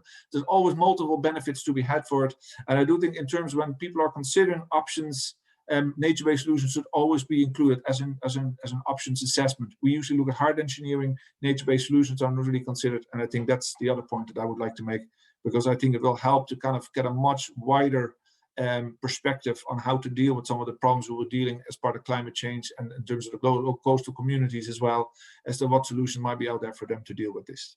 And that's it. Thanks so much, Hans. Great to see those examples of nature-based solutions and bring us back to the case study that the guys from St. Joseph's were talking to us about Rogerstown Estuary and showing us what's actually happening in those spaces. So thank you very much for those examples and for talking us through the work that Fingal County Council has been doing. Greg has put a question in the Q&A. He says, do the approaches that you're talking about require different thinking about ecological conservation, and kind of says, do we need to stop thinking about what is there, which might obviously be designated, and think about what nature wants to do in the future and relying on nature providing naturally? Yeah, like I think one of the problems, I suppose, with designations, like they're fixed in time. So like I suppose if we kind of look at the designators, our estuaries are all designated and they have certain amount of salt marsh, they have certain amount of mud flats. But I suppose if you kind of then want to try to actually expand on that, like, oh, well, you have to do impact assessments. And that's not always possible to predict exactly what is going to happen. Now, in this case, the embankment removal was done with the okay of the National Parks and Wildlife Service as a trial to see, okay, well, what actually happens if you do this? But I do think indeed we kind of want to move to a much more sort of natural system approach where the natural processes are allowed to do what it wants to do prior to so much human intervention. So in our case, all our floodplains along our estuaries have been tampered with, like flood embankments never put on. So I suppose what we're doing on our own lands, we're actually taking away the floodplain, or the flood embankments, we're taking away the drainage channels that were dug. So the entire natural hydrology has been restored. And then we allow nature to do whatever it wants to do. And I think with the marine ecosystem, I do think we have to kind of, I suppose we kind of take this as a base on what we see now. But if you kind of go back 200 years, our marine ecosystem look very different. And it's very hard to predict exactly what it looked like. But I do think that's where we start looking for not so much, like every generation sees less and less. And like, again, if you look at the catch numbers, if like from the records from the 1700s, like our coastline was incredibly diverse, even in terms of fish species and the likes of that, that's all gone. So I think the historical records provide you a very good angle, at least. But I suppose it could well be that even those records were already depleted compared to what was there before. I don't know. But that's, I suppose, I definitely think we should be looking much more at natural processes and I suppose what that can offer. Great, thank you. And I really thought I wrote down the point about those shifting ecological baselines and how that will influence resilience and what that actually looks like. So thank you very much for bringing that back up. Okay, so once again, we are a little bit over. Our speakers have had some amazing points to make and I didn't want to stop them. But what I'm going to do is take that time back from the Q&A session at the end, hopefully. So we're still okay, but we should be finishing for 1. I'd like to still give everybody a break, but I'm going to shorten that a little bit if that's all right. So I'll ask everybody to be back for 10 to 12 so that we can try and claim some of that time back. So hopefully that's enough time to boil your kettles. Again, please pop questions in the Q&A box and I will see you back here for the remainder of the session in just over 5 minutes. Thanks. Thanks, Pauline. Just want to welcome you all back to the rest of the session. Thank you to the speakers that we've already had for today. It's been a really fascinating, another change in theme and another kind of overview of different aspects and different parts of conversations that we need to have when we're thinking about what climate change will mean for our coastal communities and how we need to think about that in coastal spaces. I'd now like to invite our next speaker to come and join us. This is Alexandra Revez, who is from the University College Cork. Good morning, Alex. And Alex is going to be talking to us about some of the work that's been done through CCAT and future-orientated and sustainable communities, actionable strategies. So I will hand over to you, Alex. I'll stay on till your screen. Yeah, perfect. That's coming up. Yeah, hopefully you could see that. Just 1 second, so I'm on split screen, so I want to make sure I can see the slides. Take your time, don't worry. Okay, perfect. Yeah. Thanks a million. Hi everybody, I'm delighted to be here. My name is Alexandra Revez. I'm a senior researcher in University College Cork. I must say that I'm joining you today from the west of Ireland, which means the internet isn't very good. So do please let me know, and I might turn off the video if the connection isn't good. That usually does the trick.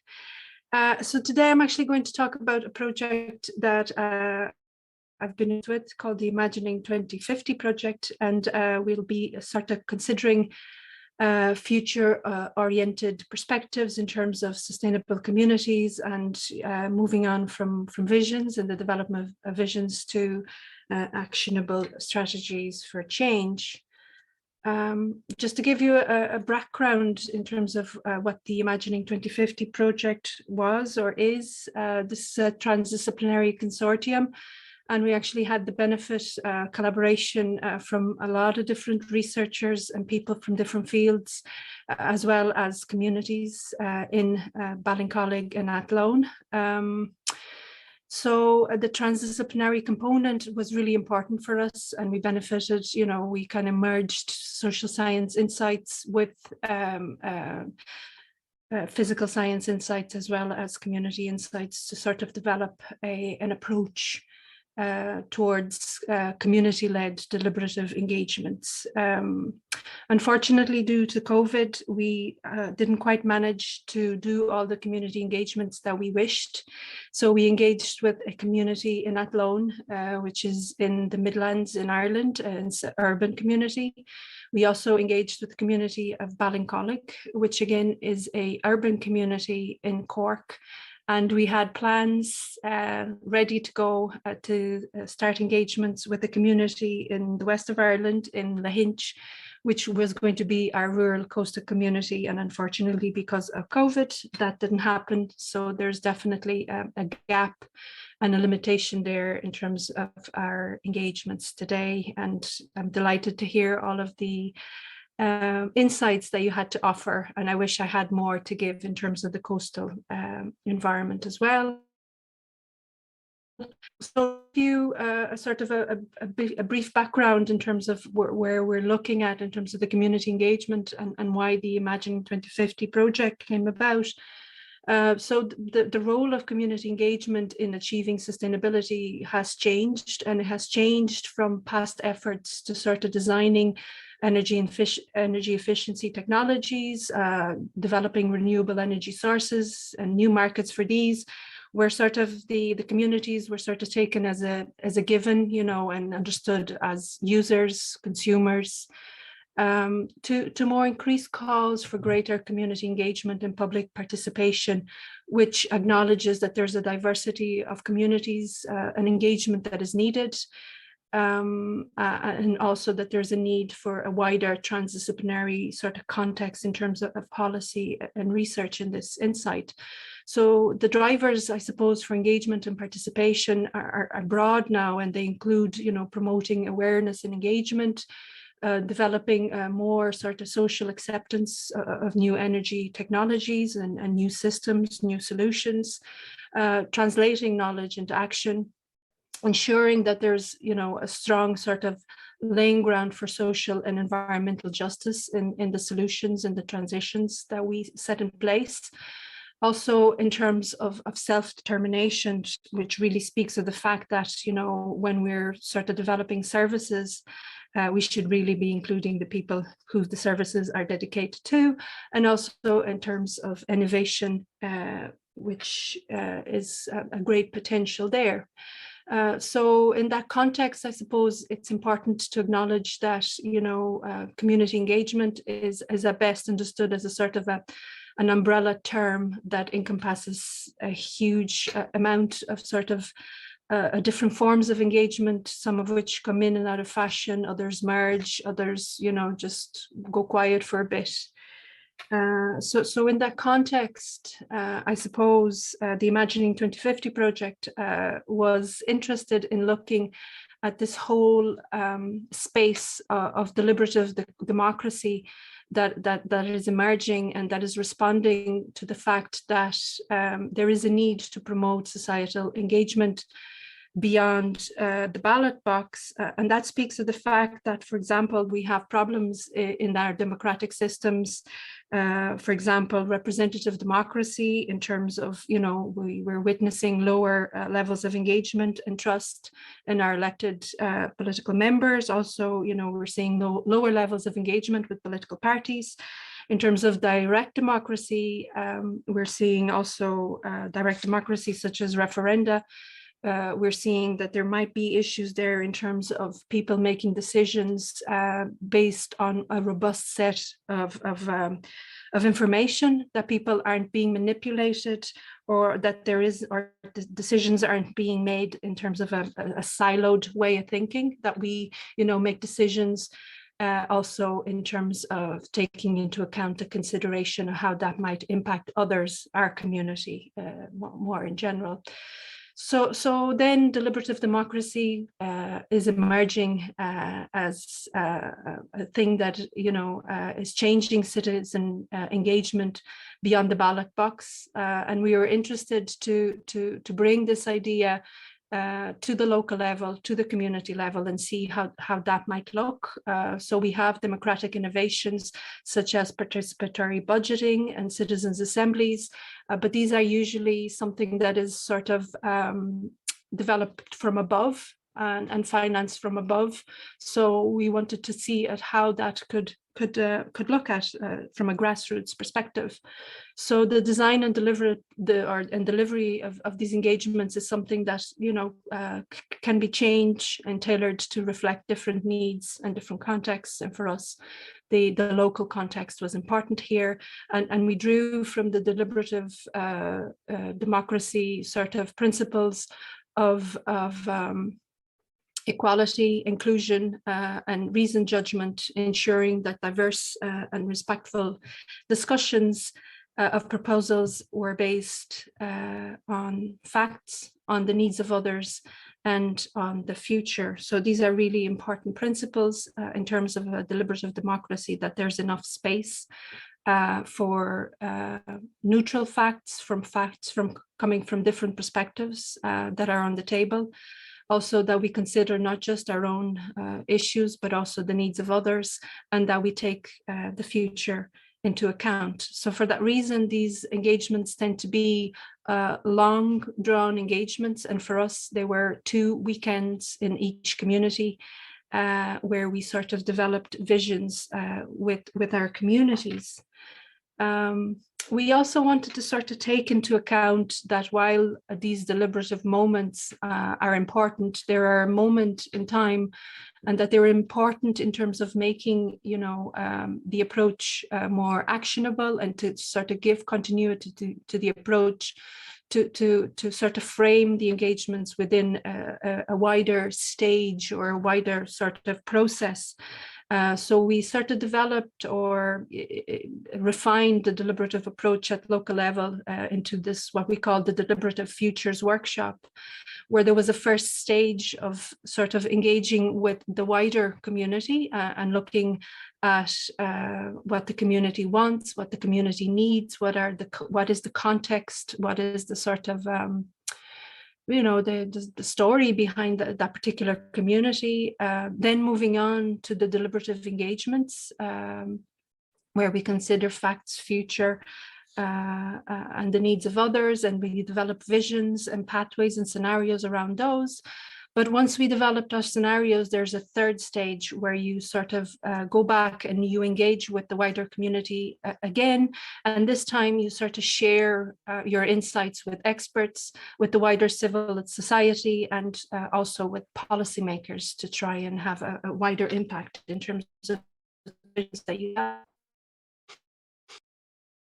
For that, we felt, having this idea of having an impactful way of sharing and communicating visions, we developed what we call future-oriented tools.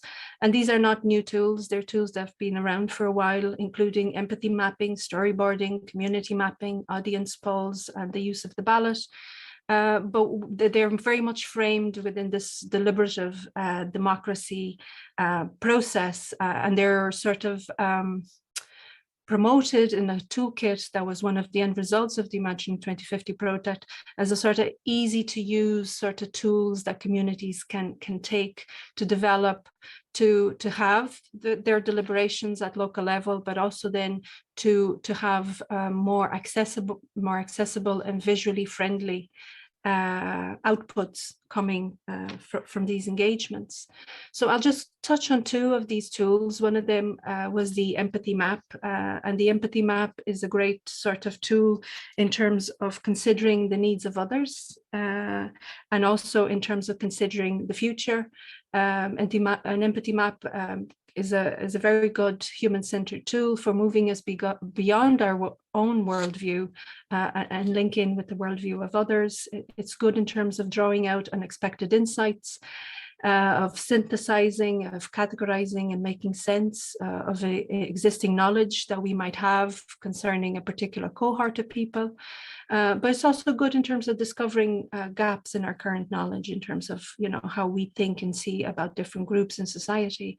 And this is an example here in terms of the challenges that climate change might pose for young people into the future. And the exercise that we did here with the community in Athlone shows that there is quite a sort of interesting range of challenges facing younger people. A lot of that in relation to climate change.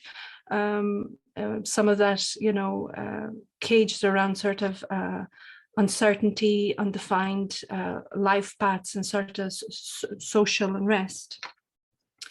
So that's just an example there of that particular exercise that we did with the community in Ballycollig.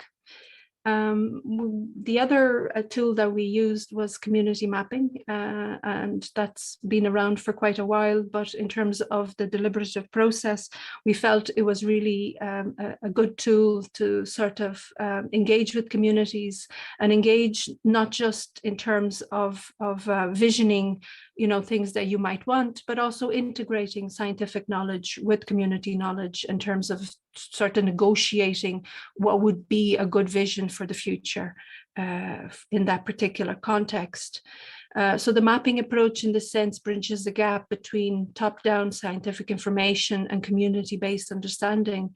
And it provides a platform to explore and deliberate on potential solutions, and it empowers, I suppose, communities in the context of a place that they feel is their own, or is the context in which they operate. So that's just an example there of people engaging in community mapping, and that's a sort of a finalized version, I suppose, of the community mapping exercise in Ballincollig. One of the really important things to come out of the community mapping was that, while we were thinking about the future into 2050, which is quite a long way away, there was this sense very much about the need to ensure that the building blocks of society stay in place. So I suppose one of the key ideas behind developing these maps was the idea of getting the basics right.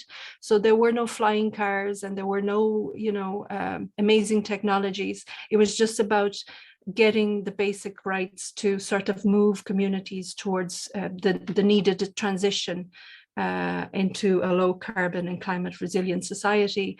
I suppose just to touch on the fact of the nature-based solutions, that was a very big theme across both of our communities.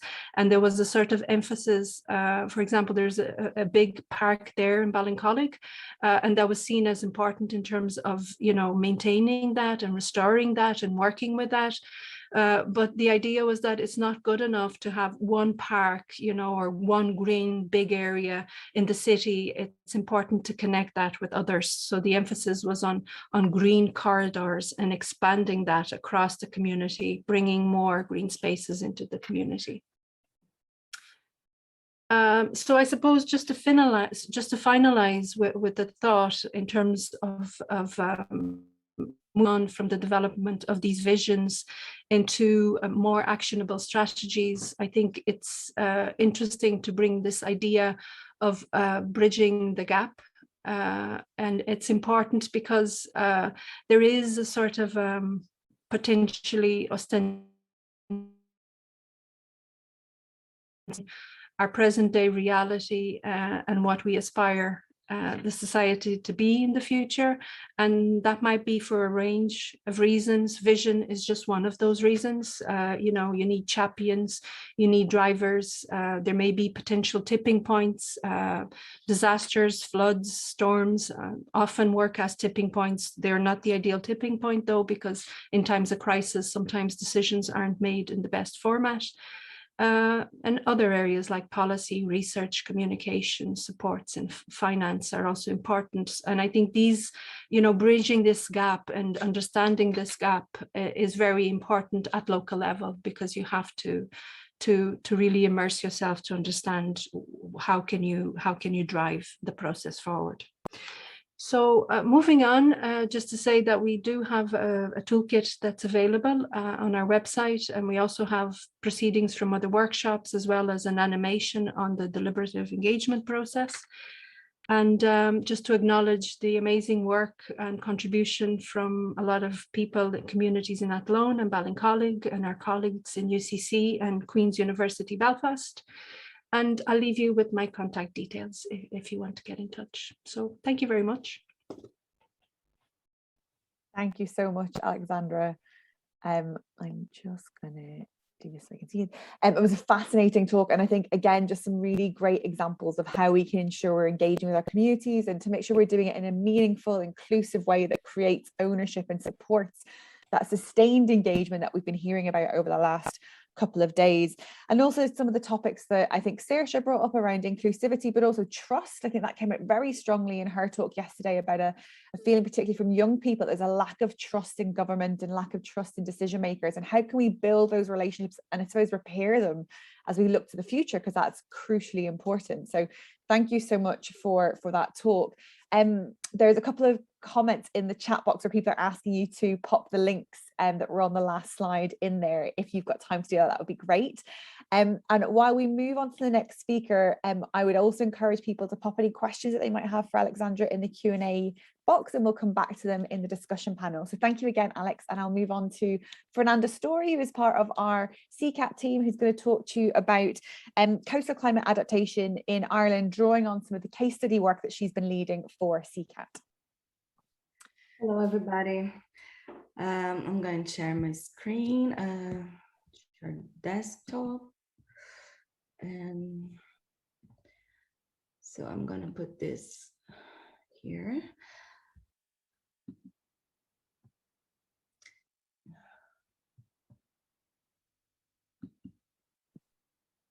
All right, can you? Yeah, we can see it. Thanks, Fernanda. So thanks everybody for the opportunity to talk about this work. I'm Fernanda.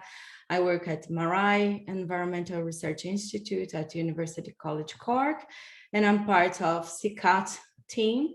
And I'm going to present this policy review that we did for CCAT project, a policy review about coastal climate adaptation frameworks in Ireland. So as we are talking for these three days, many coastal areas in the world are experiencing coastal erosion and flooding processes, which is likely to increase due to expected impacts of climate change, especially sea level rise and the increase in storms, intensity and frequency.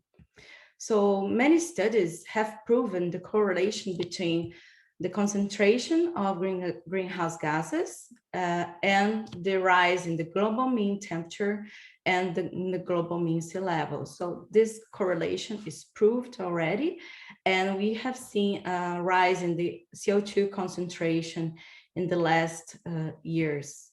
So according to the most recent IPCC report, it's virtually certain that global mean sea level will continue to rise over the 21st century, even if the emissions decline in line with the Paris Agreement objectives. So we are expecting a sea level rise at least half meter by the end of the century. And if you continue in this business as usual style of life, we're going to have a 1 meter sea level rise by the end of the century.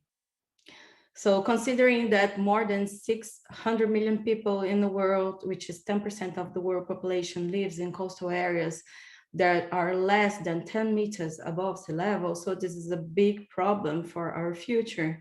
Sea level rise projections expect that 300 million people will fall below the elevation of an average annual coastal flood by 2050, and by the end of the century, that 200 million people could sit permanently below the high tide line. So, and in Ireland, so we have this photo of Portrane, which is our case study for CCAT project, and you have listened to a lot about Portrane already. So we're going to expect in Ireland, for the country, 350 kilometers squares of Irish coast vulnerable to a sea level rise of 1 meter. However, Ireland still lacks a dedicated policy to guide planning and the application of adaptation solutions specific to the coastal zone, and that's what I'm going to show to you today. So we took as an example the case study of Portrane. As I said, is the CCAT case study, which is in Fingal, North County, Dublin, and which is an area experiencing serious coastal erosion process. So what do we know about coastal erosion in Portrane? So studies have mentioned that coastal erosion in Portrane occurs since the mid-19th century, and it alternates with periods of accretion and erosion. But since the beginning of this century, we have experiencing just erosional process. Some parts of Portrane, such as the southern part of the beach, has experienced more than 30 meters of erosion. Also, in the middle part of the beach, 25 meters of erosion. And the northern part of the beach within the mouth of Rogerstone Estuary is a very dynamic system. So studies have proven all these alterations in the coastline. And predictions made by the consultancy, RPS consultancy, predicts that by the end of the century, if a sea level rise of 1 meter occurs, we will have almost the entire peninsula of Portrane being flooded in a storm event, and also a severe erosion in the southern part of Portrane by the end of the century. So Fingal County Council is studying options on how to halt this erosional process, but the area is a very sensitive area in terms of ecological importance. We have special areas of conservation, special protection areas, and many coastal ecosystems. So this study should be well planned. And while there is not a decision yet, they installed CBs to buy time while they have a decision about the best solution for Portrane. So in order to contribute to this, to find adaptation solutions for coastal areas in Ireland, we reviewed and analyzed the existing laws, policies, and plans at national, regional, and local levels. So we reviewed coastal management policies, development planning, climate change, and including biodiversity policies. And we investigate how this current Irish legislation can support coastal climate adaptation in Ireland. We also built an ArcGIS star maps collection. You can visit this ArcGIS collection. It's available online, so I'm going to share with you. Can you see that? Is that okay? Emma? Yep. Okay, so this we put all those policies that we analyzed in this collection.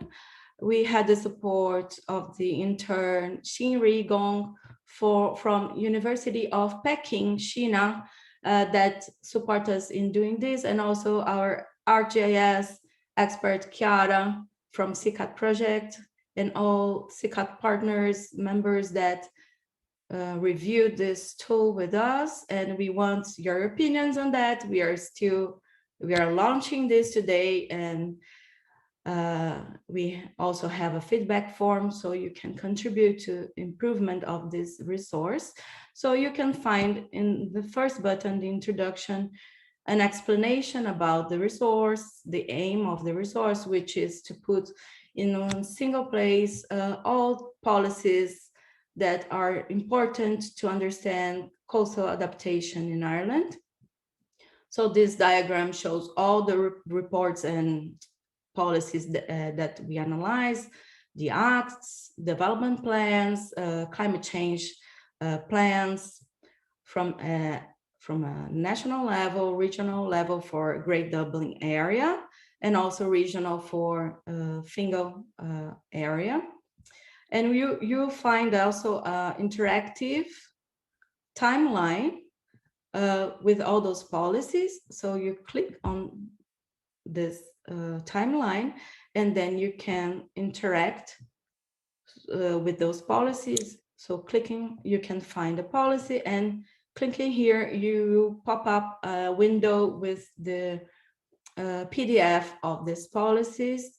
You can also pop up the timeline in another tab, and then you can find, for example, so you can zoom in, zoom out, open more, spread the dates, and for example, National Biodiversity Action Plan. So you can click and you can find the PDF where this document is hosted. So I'm going back to the Stori maps. You find in the second button the National Coastal Climate Adaptation Frameworks that we analyzed.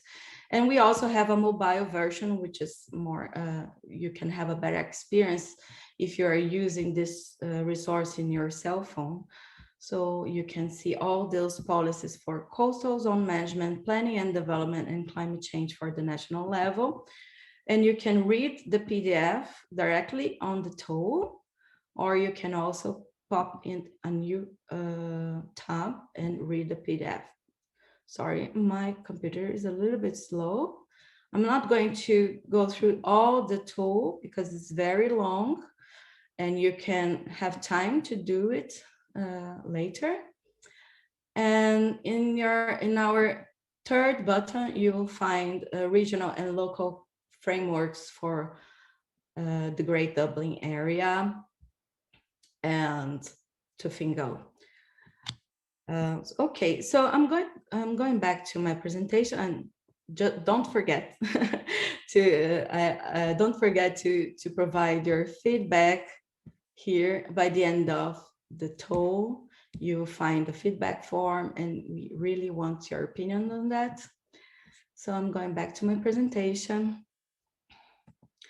So when analyzing all these frameworks, we verified that coastal policies in Ireland are old, how can I say, are old and doesn't consider the most recent approaches for coastal climate adaptation. So we have Foreshore Act from 1933 with some amendments, but doesn't follow this progress on this climate action.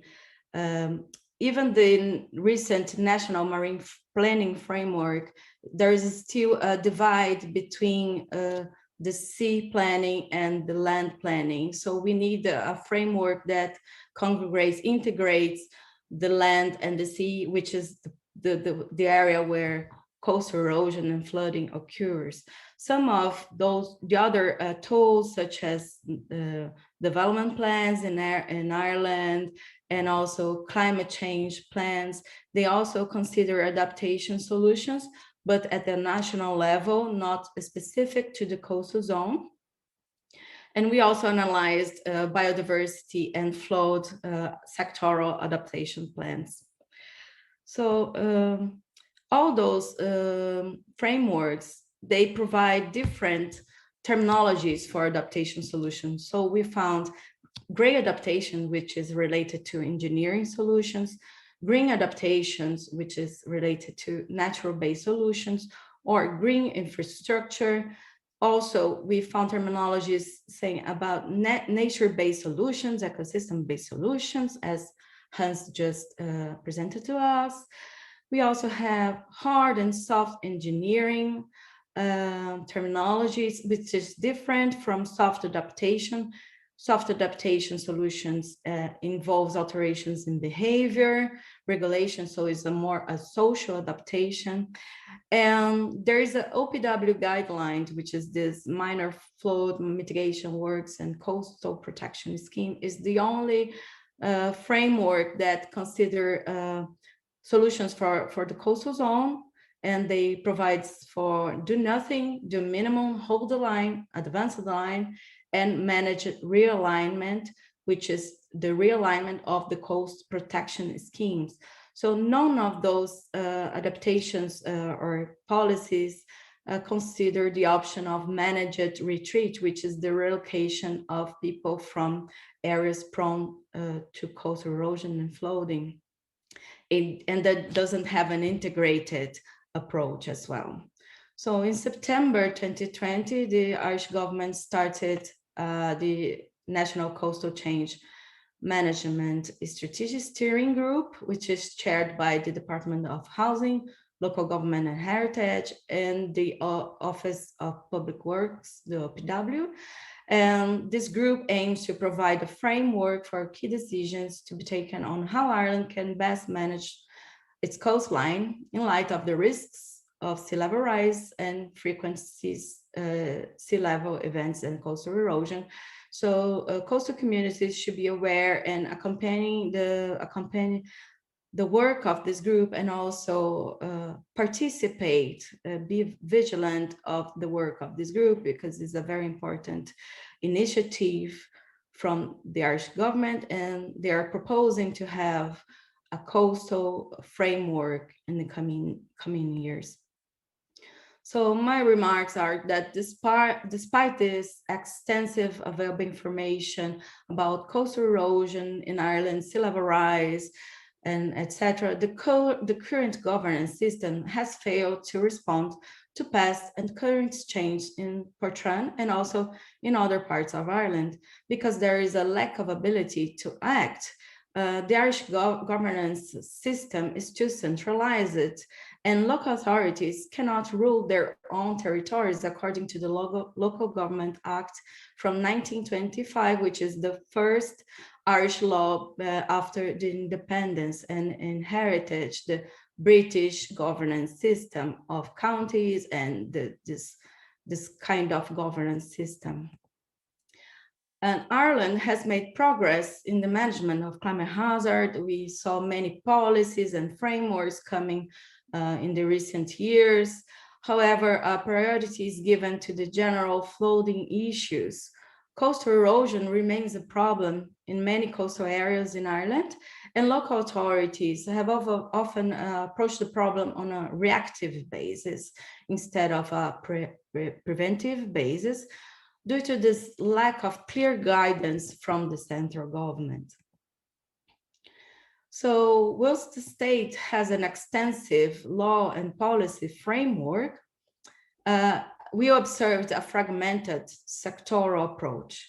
So there is no legal approach that facilitates a strategic and structured process for implementing these adaptation solutions. As we said, gray solutions, green solutions, soft solutions, but especially what we should do and when we need to remove people from place facing risks, even risks for life, right? So there is no approach for a managed retreat in the Irish legislation. Our recommendations is that a national coastal management framework should be instituted in Ireland to deal with this complex system, which involves sensitive areas, special protected areas, and areas with urban areas facing erosion. So this should be integrated, participatory, and ecosystem-based approach. And it should include adaptation strategies and coastal solutions as cross-cutting teams with biodiversity conservation, catchment management, urban development, tourism, housing, and etc. This framework should be built by integrating the existing policies, objectives, and the existing government bodies, but also proposing a new framework, an innovative framework to deal with these complex systems, socio-ecological systems. So also a funding scheme should be established to support the implementation of these solutions. So who is responsible? Who is going to pay for this loss or for a manager retreat? So this should be discussed and considered in this new framework. Also, local authorities should be empowered to take actions and also with the community participation, with an effective community participation to decide about the future of their area. So to finalize, I'm going to bring to you a personal experience, because you're going to ask, oh, what Fernanda knows about coastal erosion problem in my place here in Portrane. I don't live in Portrane. I imagine that people will be asking this. So I'm going to bring to you my personal experience in my place in Brazil, which is Santos city. We face severe storm surge in Santos. I live in a building which is constantly flooded with storm surge. I lost my car already. So when this situation happened, I asked myself, what can I do? What I should do? And then I remind this famous phrase that said, we should have serenity to accept, serenity to accept the things I cannot change, courage to change things I can, and the wisdom to know the difference. So I think it's about resilience and adaptation. So thank you so much. And you have my contacts here, and I'm happy to answer questions. Thanks so much, Fernanda. What a great quote to finish your talk on, that kind of idea of serenity, but also adaptation, and be strong and determined to make those changes. So thank you for that inspiration at the end of your talk. There was a question in the chat box for you before we move on to Lucy. Hi, Lucy. It was just about the steering group that you mentioned, the expert group, and whether or not, Lawrence has asked, do you know whether communities were involved in the steering group? Oh, I'm not sure how much, because I can bring again my my presentation. So this group is comprised of senior officials from the Department of Communication, Climate Action and Environment, the Department of Transport, Tourism and Sport, the Department of Public Expenditure and Reform, the Department of Agriculture, Food and the Marine, Met Arian, and the County and City Management Associations. For as far as I know, at the moment, there is no representatives from coastal communities in this steering group. So Great. It's important to claim for. Yeah, absolutely. A gap, definitely, and perhaps something that maybe there are other people on the call that might know of examples of people and ways that they are engaging in that group. So if you do know anything, please let Lawrence know. Thanks again, Fernanda. So we're coming on to the last speaker of today's session. We have Lucy Taylor joining us from University College Cork, and she's going to be talking to us about another Interreg project, the EcoMuseum's Live, I think I've got that the right way around, it might be the other way around, project. So Lucy, I'll hand over to you, and hopefully you can share your screen. Yes, let me just, is that right? No, I can't see your slides yet. Ah, it's coming. Is that you've got the right part of it, have you? Yeah, perfect. Yeah, perfect, okay. Brilliant. Great, thank you. So hello everyone, and thank you so much for having me today. I am Lucy Taylor, and I'm the project manager for the Live project, which is an acronym for Llyn Ifra EcoMuseums, which might have some of you asking what's Llyn and others asking what's Ifra, and probably most of you asking what's an ecomuseum. So I will talk today about how we have managed and not managed to engage with communities so far during the project. We're just about a year into our 3-year project. So obviously we started in a pandemic and we're still in a pandemic. Also, someone else noted that sometimes internet connections on the west coast of Ireland aren't brilliant. If you can't hear me, please shout and I'll turn off my camera. And yeah, so before I start getting into the details of where we are and what we're trying to do, I'll give you a little bit of background. So LIVE is, like a lot of the projects that have been represented here today, an Ireland-Wales project. So we have 3 partners in Ireland and 3 partners in Wales, and we're here for 3 years. So we are universities, local authorities and community organisations in Ireland and Wales. And the main goal of the project is to establish an eco-museum on the Iveragh Peninsula and to develop and strengthen the work of the EcoMuseum, which is an eco-museum on the Llyn Peninsula in Wales. So you may have gathered that Llyn and Iveragh are peninsulas, but maybe we'll start with what is an eco-museum. And the first thing I'll say is that it's not a building. So we're not going to leave behind any physical structures that people can point to. But here are some sort of excerpts from definitions that you might be able to find online. So it's not a structure, but it is something that is somehow tangible. And kind of loosely defined, it's a way of linking the identity of a place and the things that make up that identity, linking those things together to create or strengthen a sense of place and really communicate a recognizable identity for places. And there are many different iterations of eco-museums around the world. It's far more popular on the continent of Europe than it is in Ireland or in the UK. But one thing that it isn't, or another thing that it isn't, because I've already said that it isn't a building, it's not a kind of externally imposed regional brand. So it's not something like the Wild Atlantic Way that we'd be really familiar with here in Ireland. And there's nothing wrong with brands like that at all. This is just a different model. It's localized and it should come from the communities of a place. So obviously, in order to create one or continue the work of one, we need a lot of community engagement and ownership and buy-in. So where are we? I am on one of those toes sticking out of the southwest of Ireland, the largest of the toes, which is the Iveragh Peninsula, and Penllyn is in North Wales.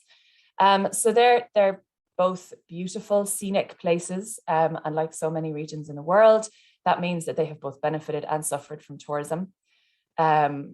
You know, it provides seasonal income during peak seasons, but also skews house prices and stretches services and resources, and only provides that seasonal income, nothing long term.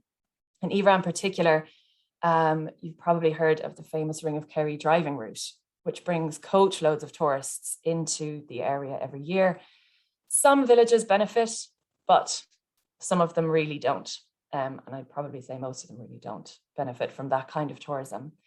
And both of these regions are also linked by a cultural element, which is their language. So in Penllyn, Welsh is still the everyday language of most of the residents there.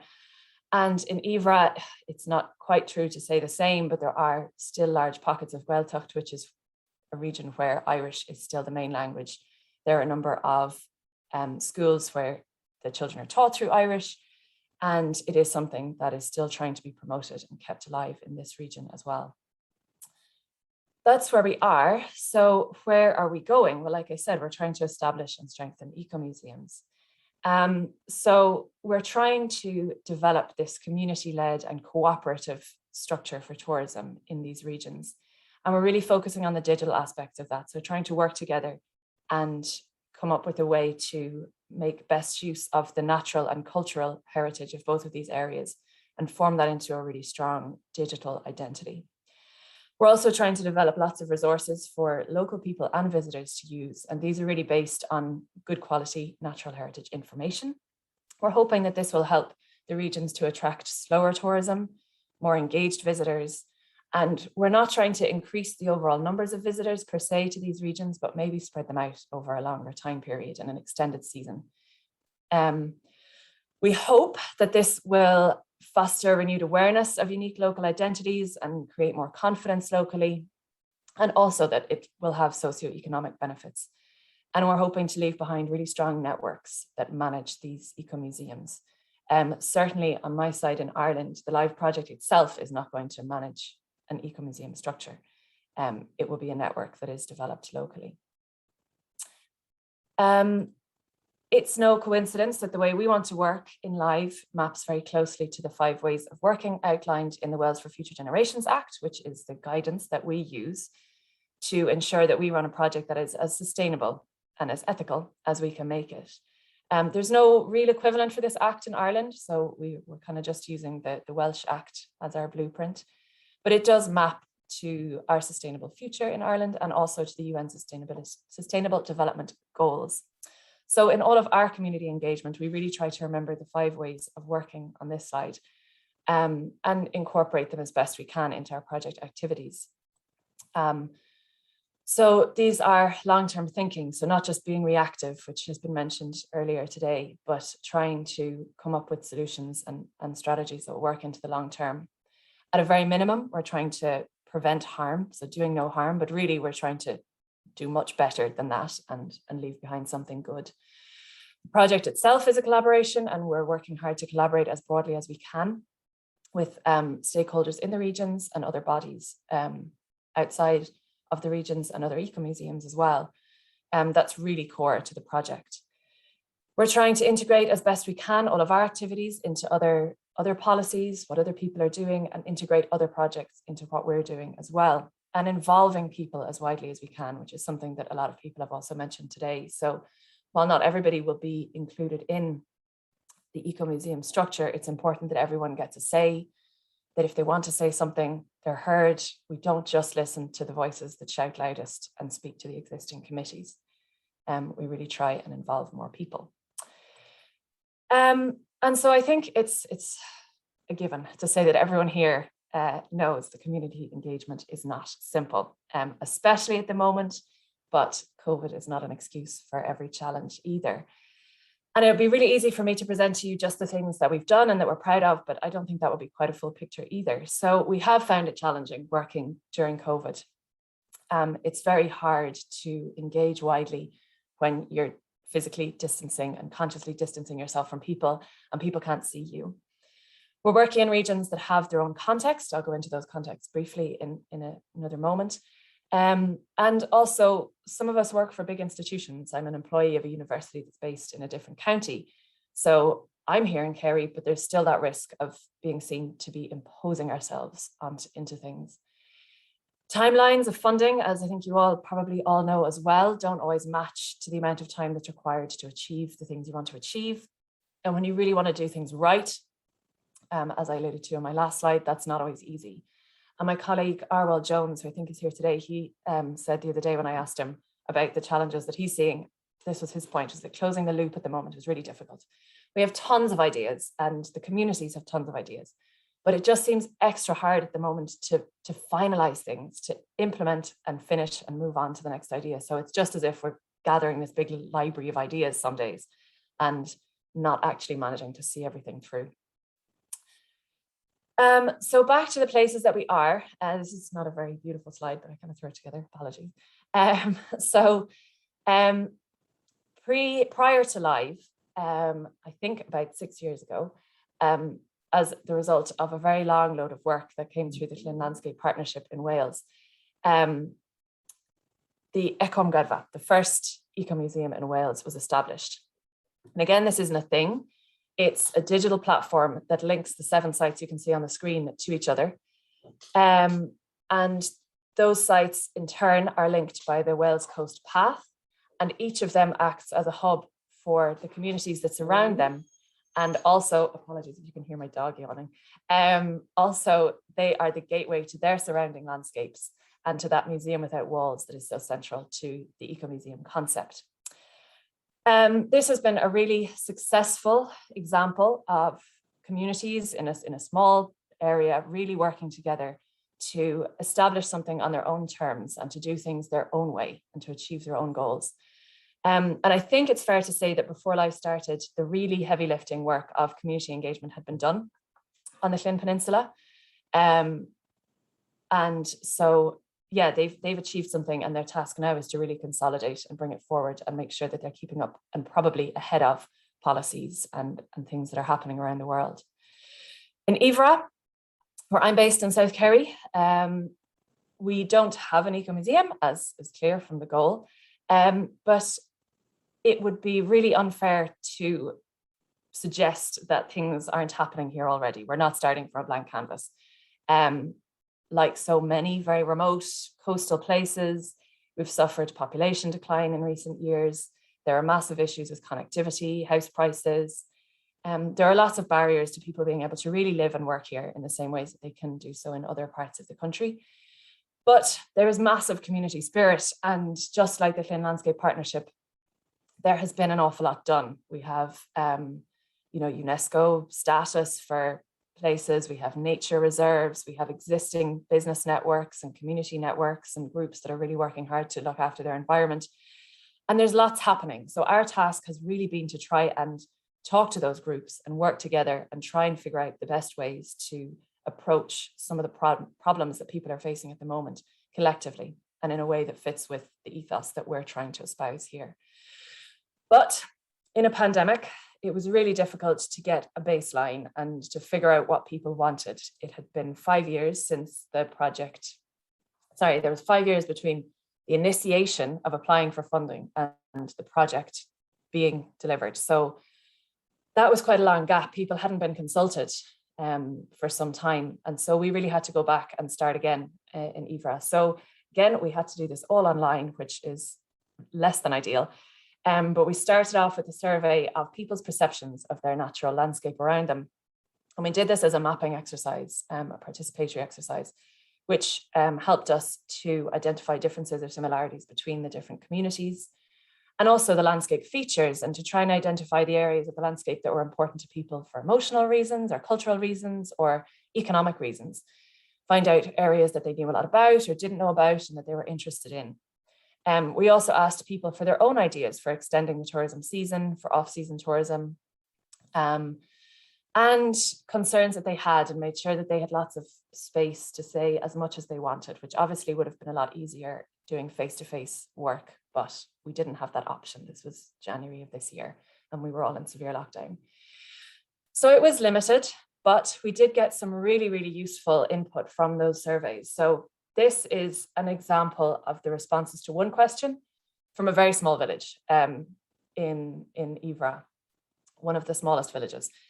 So this is the responses to the question about people's ideas for extending the tourism season locally. Some of them are really interesting and we hadn't thought of them. Some of them are totally out of our remit, like providing, facilities for camper vans. We can't do that. And some of them were what we had already assumed, but it's great to see that we were on the right track as well. So yeah, these were things that we were now able to take into our plans and work on and consider as well in everything that we're doing now. So that was a great start, but it really was only a starting point. Another nice outcome of this survey, though, was that we could gather some concerns that people have. And these started with the survey, but then every time we've had an event since, we've seen the same concerns coming up, and they're very similar in both regions. They're not the same in both regions, but they are quite similar. So some of the things that we've seen in Ivra coming up and repeated regularly are fears around over-tourism from both environmental and community point of views, and that we're just going to exacerbate that further. There's also project fatigue, which is an interesting one for us. It's a common refrain that there are so many projects that start up. There's a big fanfare about them starting, and then nobody knows if anything ever happened. The outputs aren't visible or accessible, and people just get so sick of hearing about projects happening. We got a lot of negative input, not so much from that survey, but in the events that we had around that time, from people who accused us of things as serious as mining them for academic information, and that projects come down here, take knowledge and go away again. And that's so much the antithesis of what we want to do in Live, that it became really urgent for us to then address those concerns and those negative feelings about us. I think we've got there now just by constantly talking to people and trying to present ourselves in the way that we are working. Then in talking about extending tourism seasons, people said there's no staff. How can we extend the tourism season? Nobody lives here in the winter. There's no one to work. I'd like to keep my business open, but I can't be the only business. We need a network. We're burnt out in August. We're exhausted because there's such a peak of tourism. And also, you know, what is an eco-museum? And this sounds like something really academic. You know, it sounds like something that no one's ever heard of, and it's just complicated. So there was a lot of skepticism as well. So it was really important for us to acknowledge these, and also to acknowledge that many of the businesses in the area already work in a very networked and cooperative way. And so it's not like we're bringing something new that they had never thought of doing before. So aside from our online engagement, what have we done? Well, we've started trying to do citizen science initiatives, and these have been really successful ways of getting people involved in some of the environmental work that our researchers are doing. They've been very successful in terms of community engagement and getting people interested in getting stories and getting people to talk to each other. And also from a scientific point of view, we have great records now. We've also started to be able to have outdoor in-person events, which means that we can talk to people, which has just been invaluable because it's two-way in a way that you just don't get online. We're still doing the regular online webinars, and we're also doing a lot of one-to-one meetings and calls. And in all of our events, we're trying not to start new things. Insofar as is possible, we're trying to just link in with existing initiatives, festivals that are already happening and people who are already doing things, and trying to work with them on those. Our plans, now that we think we're going to be able to get out and talk to people a little bit more, are to continue online talks, because for lots of reasons that's probably a good idea. We're also beginning to trial indoor events. We have our first one coming up in a few weeks and it's already sold out. And we're still trying to do this in a COVID-friendly way in spite of the lack of restrictions. We're hoping to be able to have some cross-border visits, which was really central to the original idea for the project, is that communities would visit each other and get to learn from each other, and businesses would meet each other. And so we're only now starting to hope for that happening. We're also going to have some of our own events that we trial. So you can see there's an archaeological festival on Llyn, which is down the bottom on that slide that they're running from this weekend. And that's a new festival. So it's something that we have the resources to give it a go. It's less risk for us than for the community itself to try these kinds of events. So we'll try them. And we're starting to do more face-to-face interviews and more of the deliberative type of work that's been discussed in the previous presentations today, and linking with external groups as well, such as some of the European policy groups who can actually come here and do some of this work with us and hopefully share the results more broadly as well. But also give it back to the communities and make sure that they receive the benefit from all of that work. Excuse me. So we're still not sure exactly what it is we're going to achieve at the end of the project, because in a way it's not up to us, it's up to the communities themselves. But we have still got our way of getting there. We do still want to listen, to adapt, to be really transparent and collaborative, and to hand everything that we achieve back to communities to make sure that they can access it, and make sure that they're left with tools and practical things, not just a policy document or an academic report, which are really useful for those audiences, but they're not so useful for people who aren't policymakers or academics. We really want to foster exchange of knowledge between ourselves and the two communities, between the two communities, and within those communities as well, in ways that maybe that hasn't happened before, or if it is happening, to make sure that we're supporting it, because a lot of initiatives really need support at the moment. A lot of community groups have really fallen apart locally. They're not meeting online, and we can maybe help to boost them and give them new tools. We need to adapt as we go. As I said, listen and adapt. I put it there twice. And also to make sure that everything that we do has a long-term plan, so that when the funding ends and we disappear off to do other things, that there's something here and that someone's continuing the work and they have a clear strategy and a timeline for that. That is all I have to say. Thank you very much for listening. Here are our contact details. The website is there, ecomuseumlive.eu. You can contact us live@ucc.ie, and we're on all of the socials. And we have a lovely team of people who put together beautiful things on social media. So do follow us, because there's some lovely things coming up there. And that's it. I'm happy to take any questions in the panel discussion. Thanks so much, Lucy. I would agree. Beautiful slides. I love that you said that one of your slides wasn't very pretty, and I was like, that's quite a pretty slide.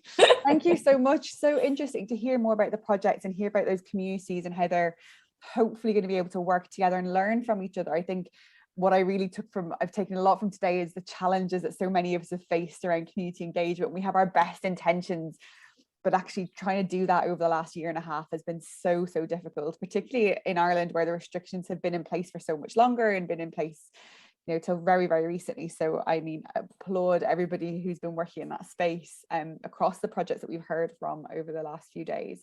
And there are a couple of comments from Eugene in the Q&A, which are very complimentary and really supporting the project.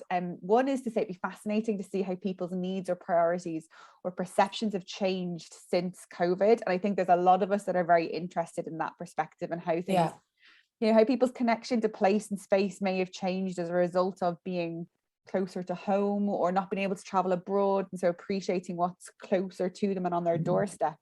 And I don't know if that's something you've considered in your project. And also just another comment just saying bravo for the initiatives. It's really important to think about these seasonality issues and the challenges facing a number of our coastal communities, and how we kind of support that and in a sustainable way, as you said.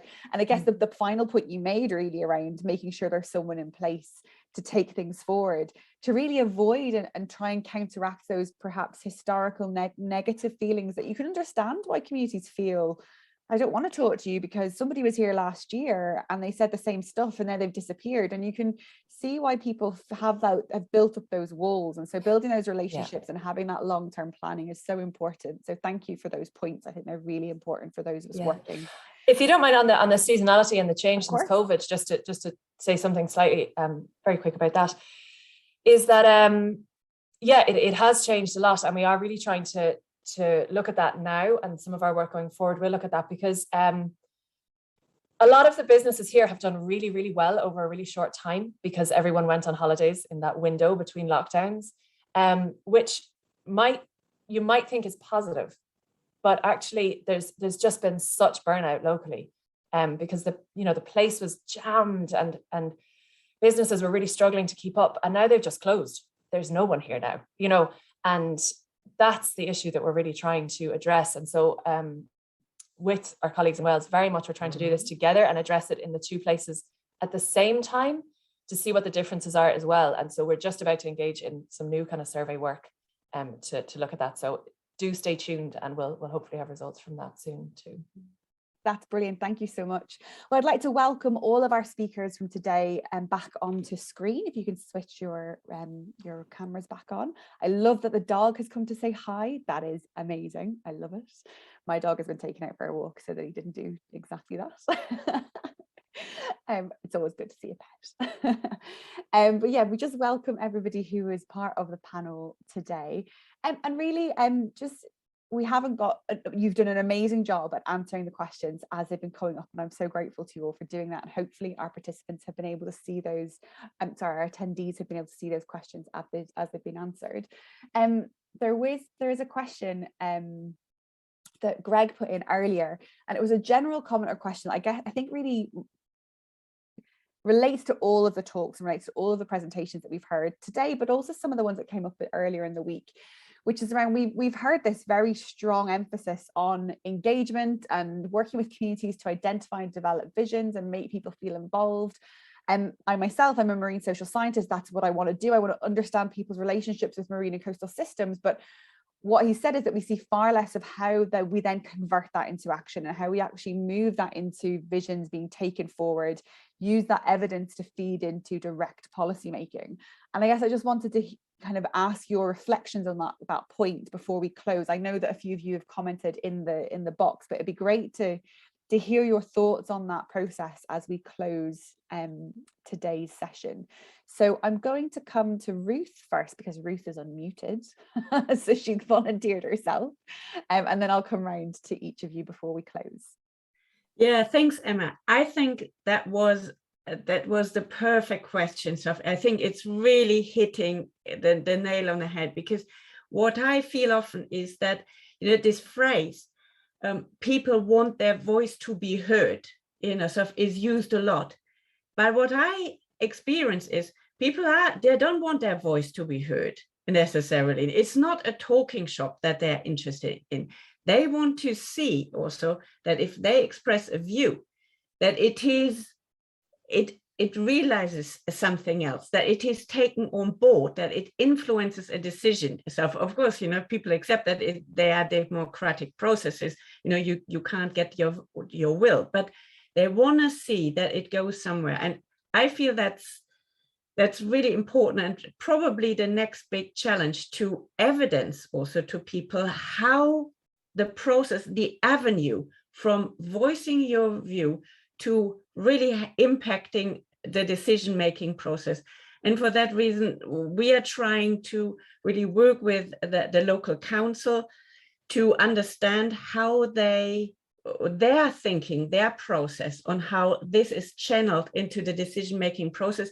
And then I think it will be up to us, and that's something that Lucy alluded to now, that to then report back to the community, to also to really to individuals, to groups that we work with, to say, okay, so this is the outcome of the consultation process, say, this is what the council does with it.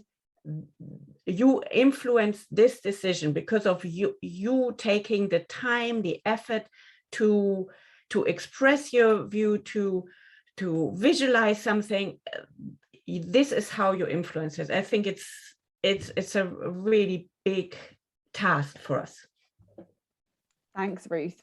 Yeah, I think that's a really good point. And as you were saying that, I was thinking about the need to, you know, if we're committing to that feedback and to that ongoing sustained engagement, crucially, we need to have the funding resources and the staffing resources to support those processes. They're not things that happen easily. They take time, they cost in terms of people time and venue hire and travel and all of those things. And I think historically those costs have perhaps been underestimated in projects, and we've neglected to fully account for them in project design and project planning. And that was, I think that's a really important point.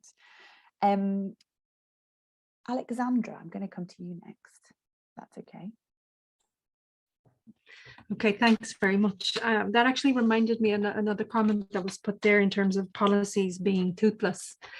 And it reminded me of a quote from Professor Oliver Escobar, who's done a lot of work on deliberative democracy, and he was very generous. He was at the launch of the Imagining 2050 toolkit that I just presented, and he says that while talk without action may be toothless, action without talk can be mindless. And I think it's very important that, you know, we kind of turn around the whole question of, you know, just wasting time talking. I don't think talking is a waste of time. And actually, Ruth, apologies, you know, this whole thing about talk shops, I think we need to frame them in a more positive way. Actually spending and taking the time to sit and to talk and to listen to the needs of others, for me, is an important thing, and is something that we need to communicate as an important, you know, of course, also dealing with the challenge of making that actionable. So I'll leave it at that. Thanks. Thank you. And I think that responds really well to a comment that was made a couple of times yesterday about the importance of listening and listening well. So thank you. I think that kind of brings us to full circle to some of those other themes. Alex, you responded in the chat. Do you want to say some of what you had put in now as well?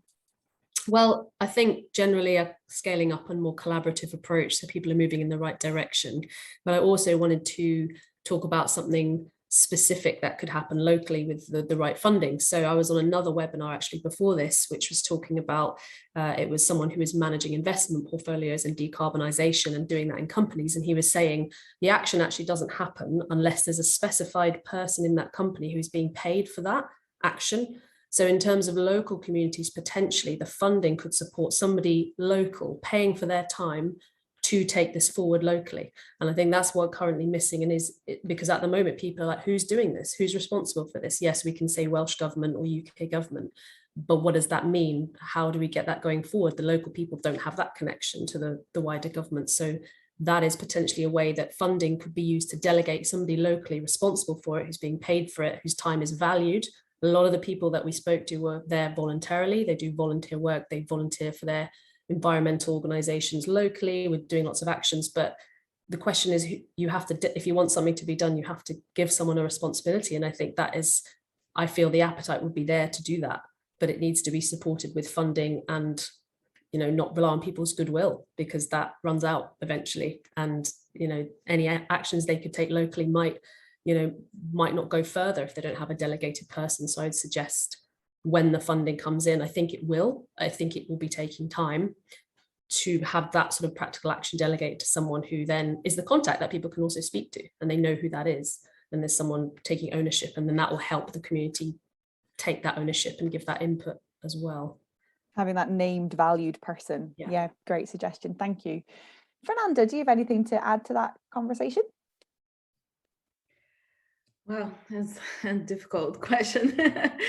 Yeah, because I think it depends on governance systems. And as I come from Brazil, and we have different governance systems here in Ireland, it's a tricky point, because I think communities should be engaged in the social networks, and to demand for improvements for their areas, and they also have to be involved in the government system. So if you have a representative from your community that wants to be, the voice of the community, they can enter the governance system and represent the communities in the system. This is the way I see as happens in Brazil. So I think this is similar here in Ireland in some way. So I think people should be more involved in politics, because all decisions are about politics. And demand from the governors and decision makers the best solutions or what they want for the future. Yeah, it's a tough things to do, but yeah, I think people should be people are understanding the importance of this. I'm not sure if I answered. No, that's great. Thanks, Fernanda. And Lucy, lastly to you. Anything to add? I think I would go back to Alex's point very much, that's a big issue here.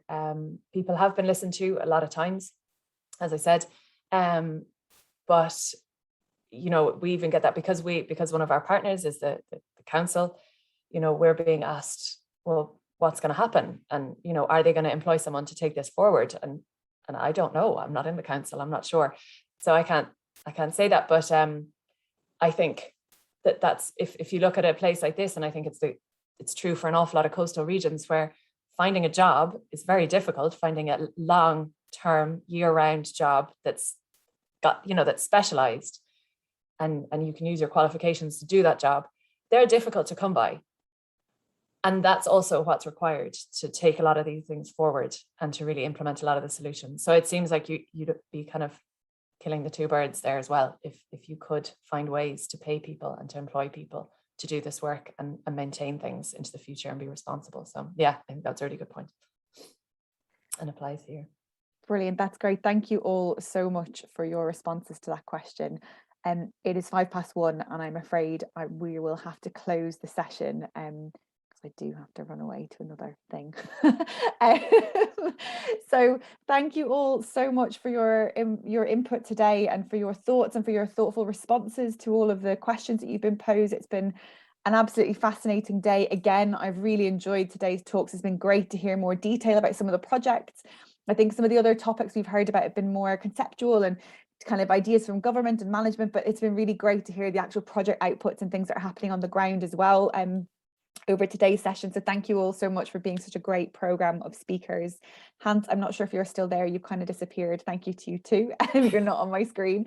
I just want to say thank you to all the speakers across the whole program of the 3 days. It's been a wonderful 3 days. I can't quite believe it's finished. And we've had some really fantastic themes come out time and time again. And I think some of those topics around collaborative working, meaningful and inclusive community engagement that actually delivers action and supports that feedback and that engagement that's sustained has come up every day of this program of talks. Innovation and thinking in a way that is proactive and adaptive to climate change, and recognizing that our futures might change, and Hans made that point around shifting baselines and needing to really think about that when we're talking about the future of our coastal spaces. Thinking about how we can work with nature and thinking about those nature-based solutions and what that might mean, but also thinking about how we value our coastal spaces. I think the Live project really shows that, and thinking about creating that connection and thinking about how businesses and communities can work together and how we can support them for a sustained future is really important. We talked about tipping points, trust in decision-making, bridging the gaps at local communities, bridging those and perhaps language and sector gaps by having that interdisciplinary cross-sector working. All of those inclusivity topics have come up multiple times over the programme of speakers. So I've been really inspired by you all, and thank you very, very much for such a great series of talks. So it just leaves me to say thank you again to the CCAT project and to Interreg Ireland Wales for funding us. Thank you to all of our speakers and to our incredible audience for such great and insightful questions. It's been fabulous to have you all here. The recordings will be made available shortly. I'm giving our speakers quick time to respond to any points in the chat that they might need to respond to. And with that, I will close and just leaves me to say thank you and take care. Thanks, everybody. Thanks, bye.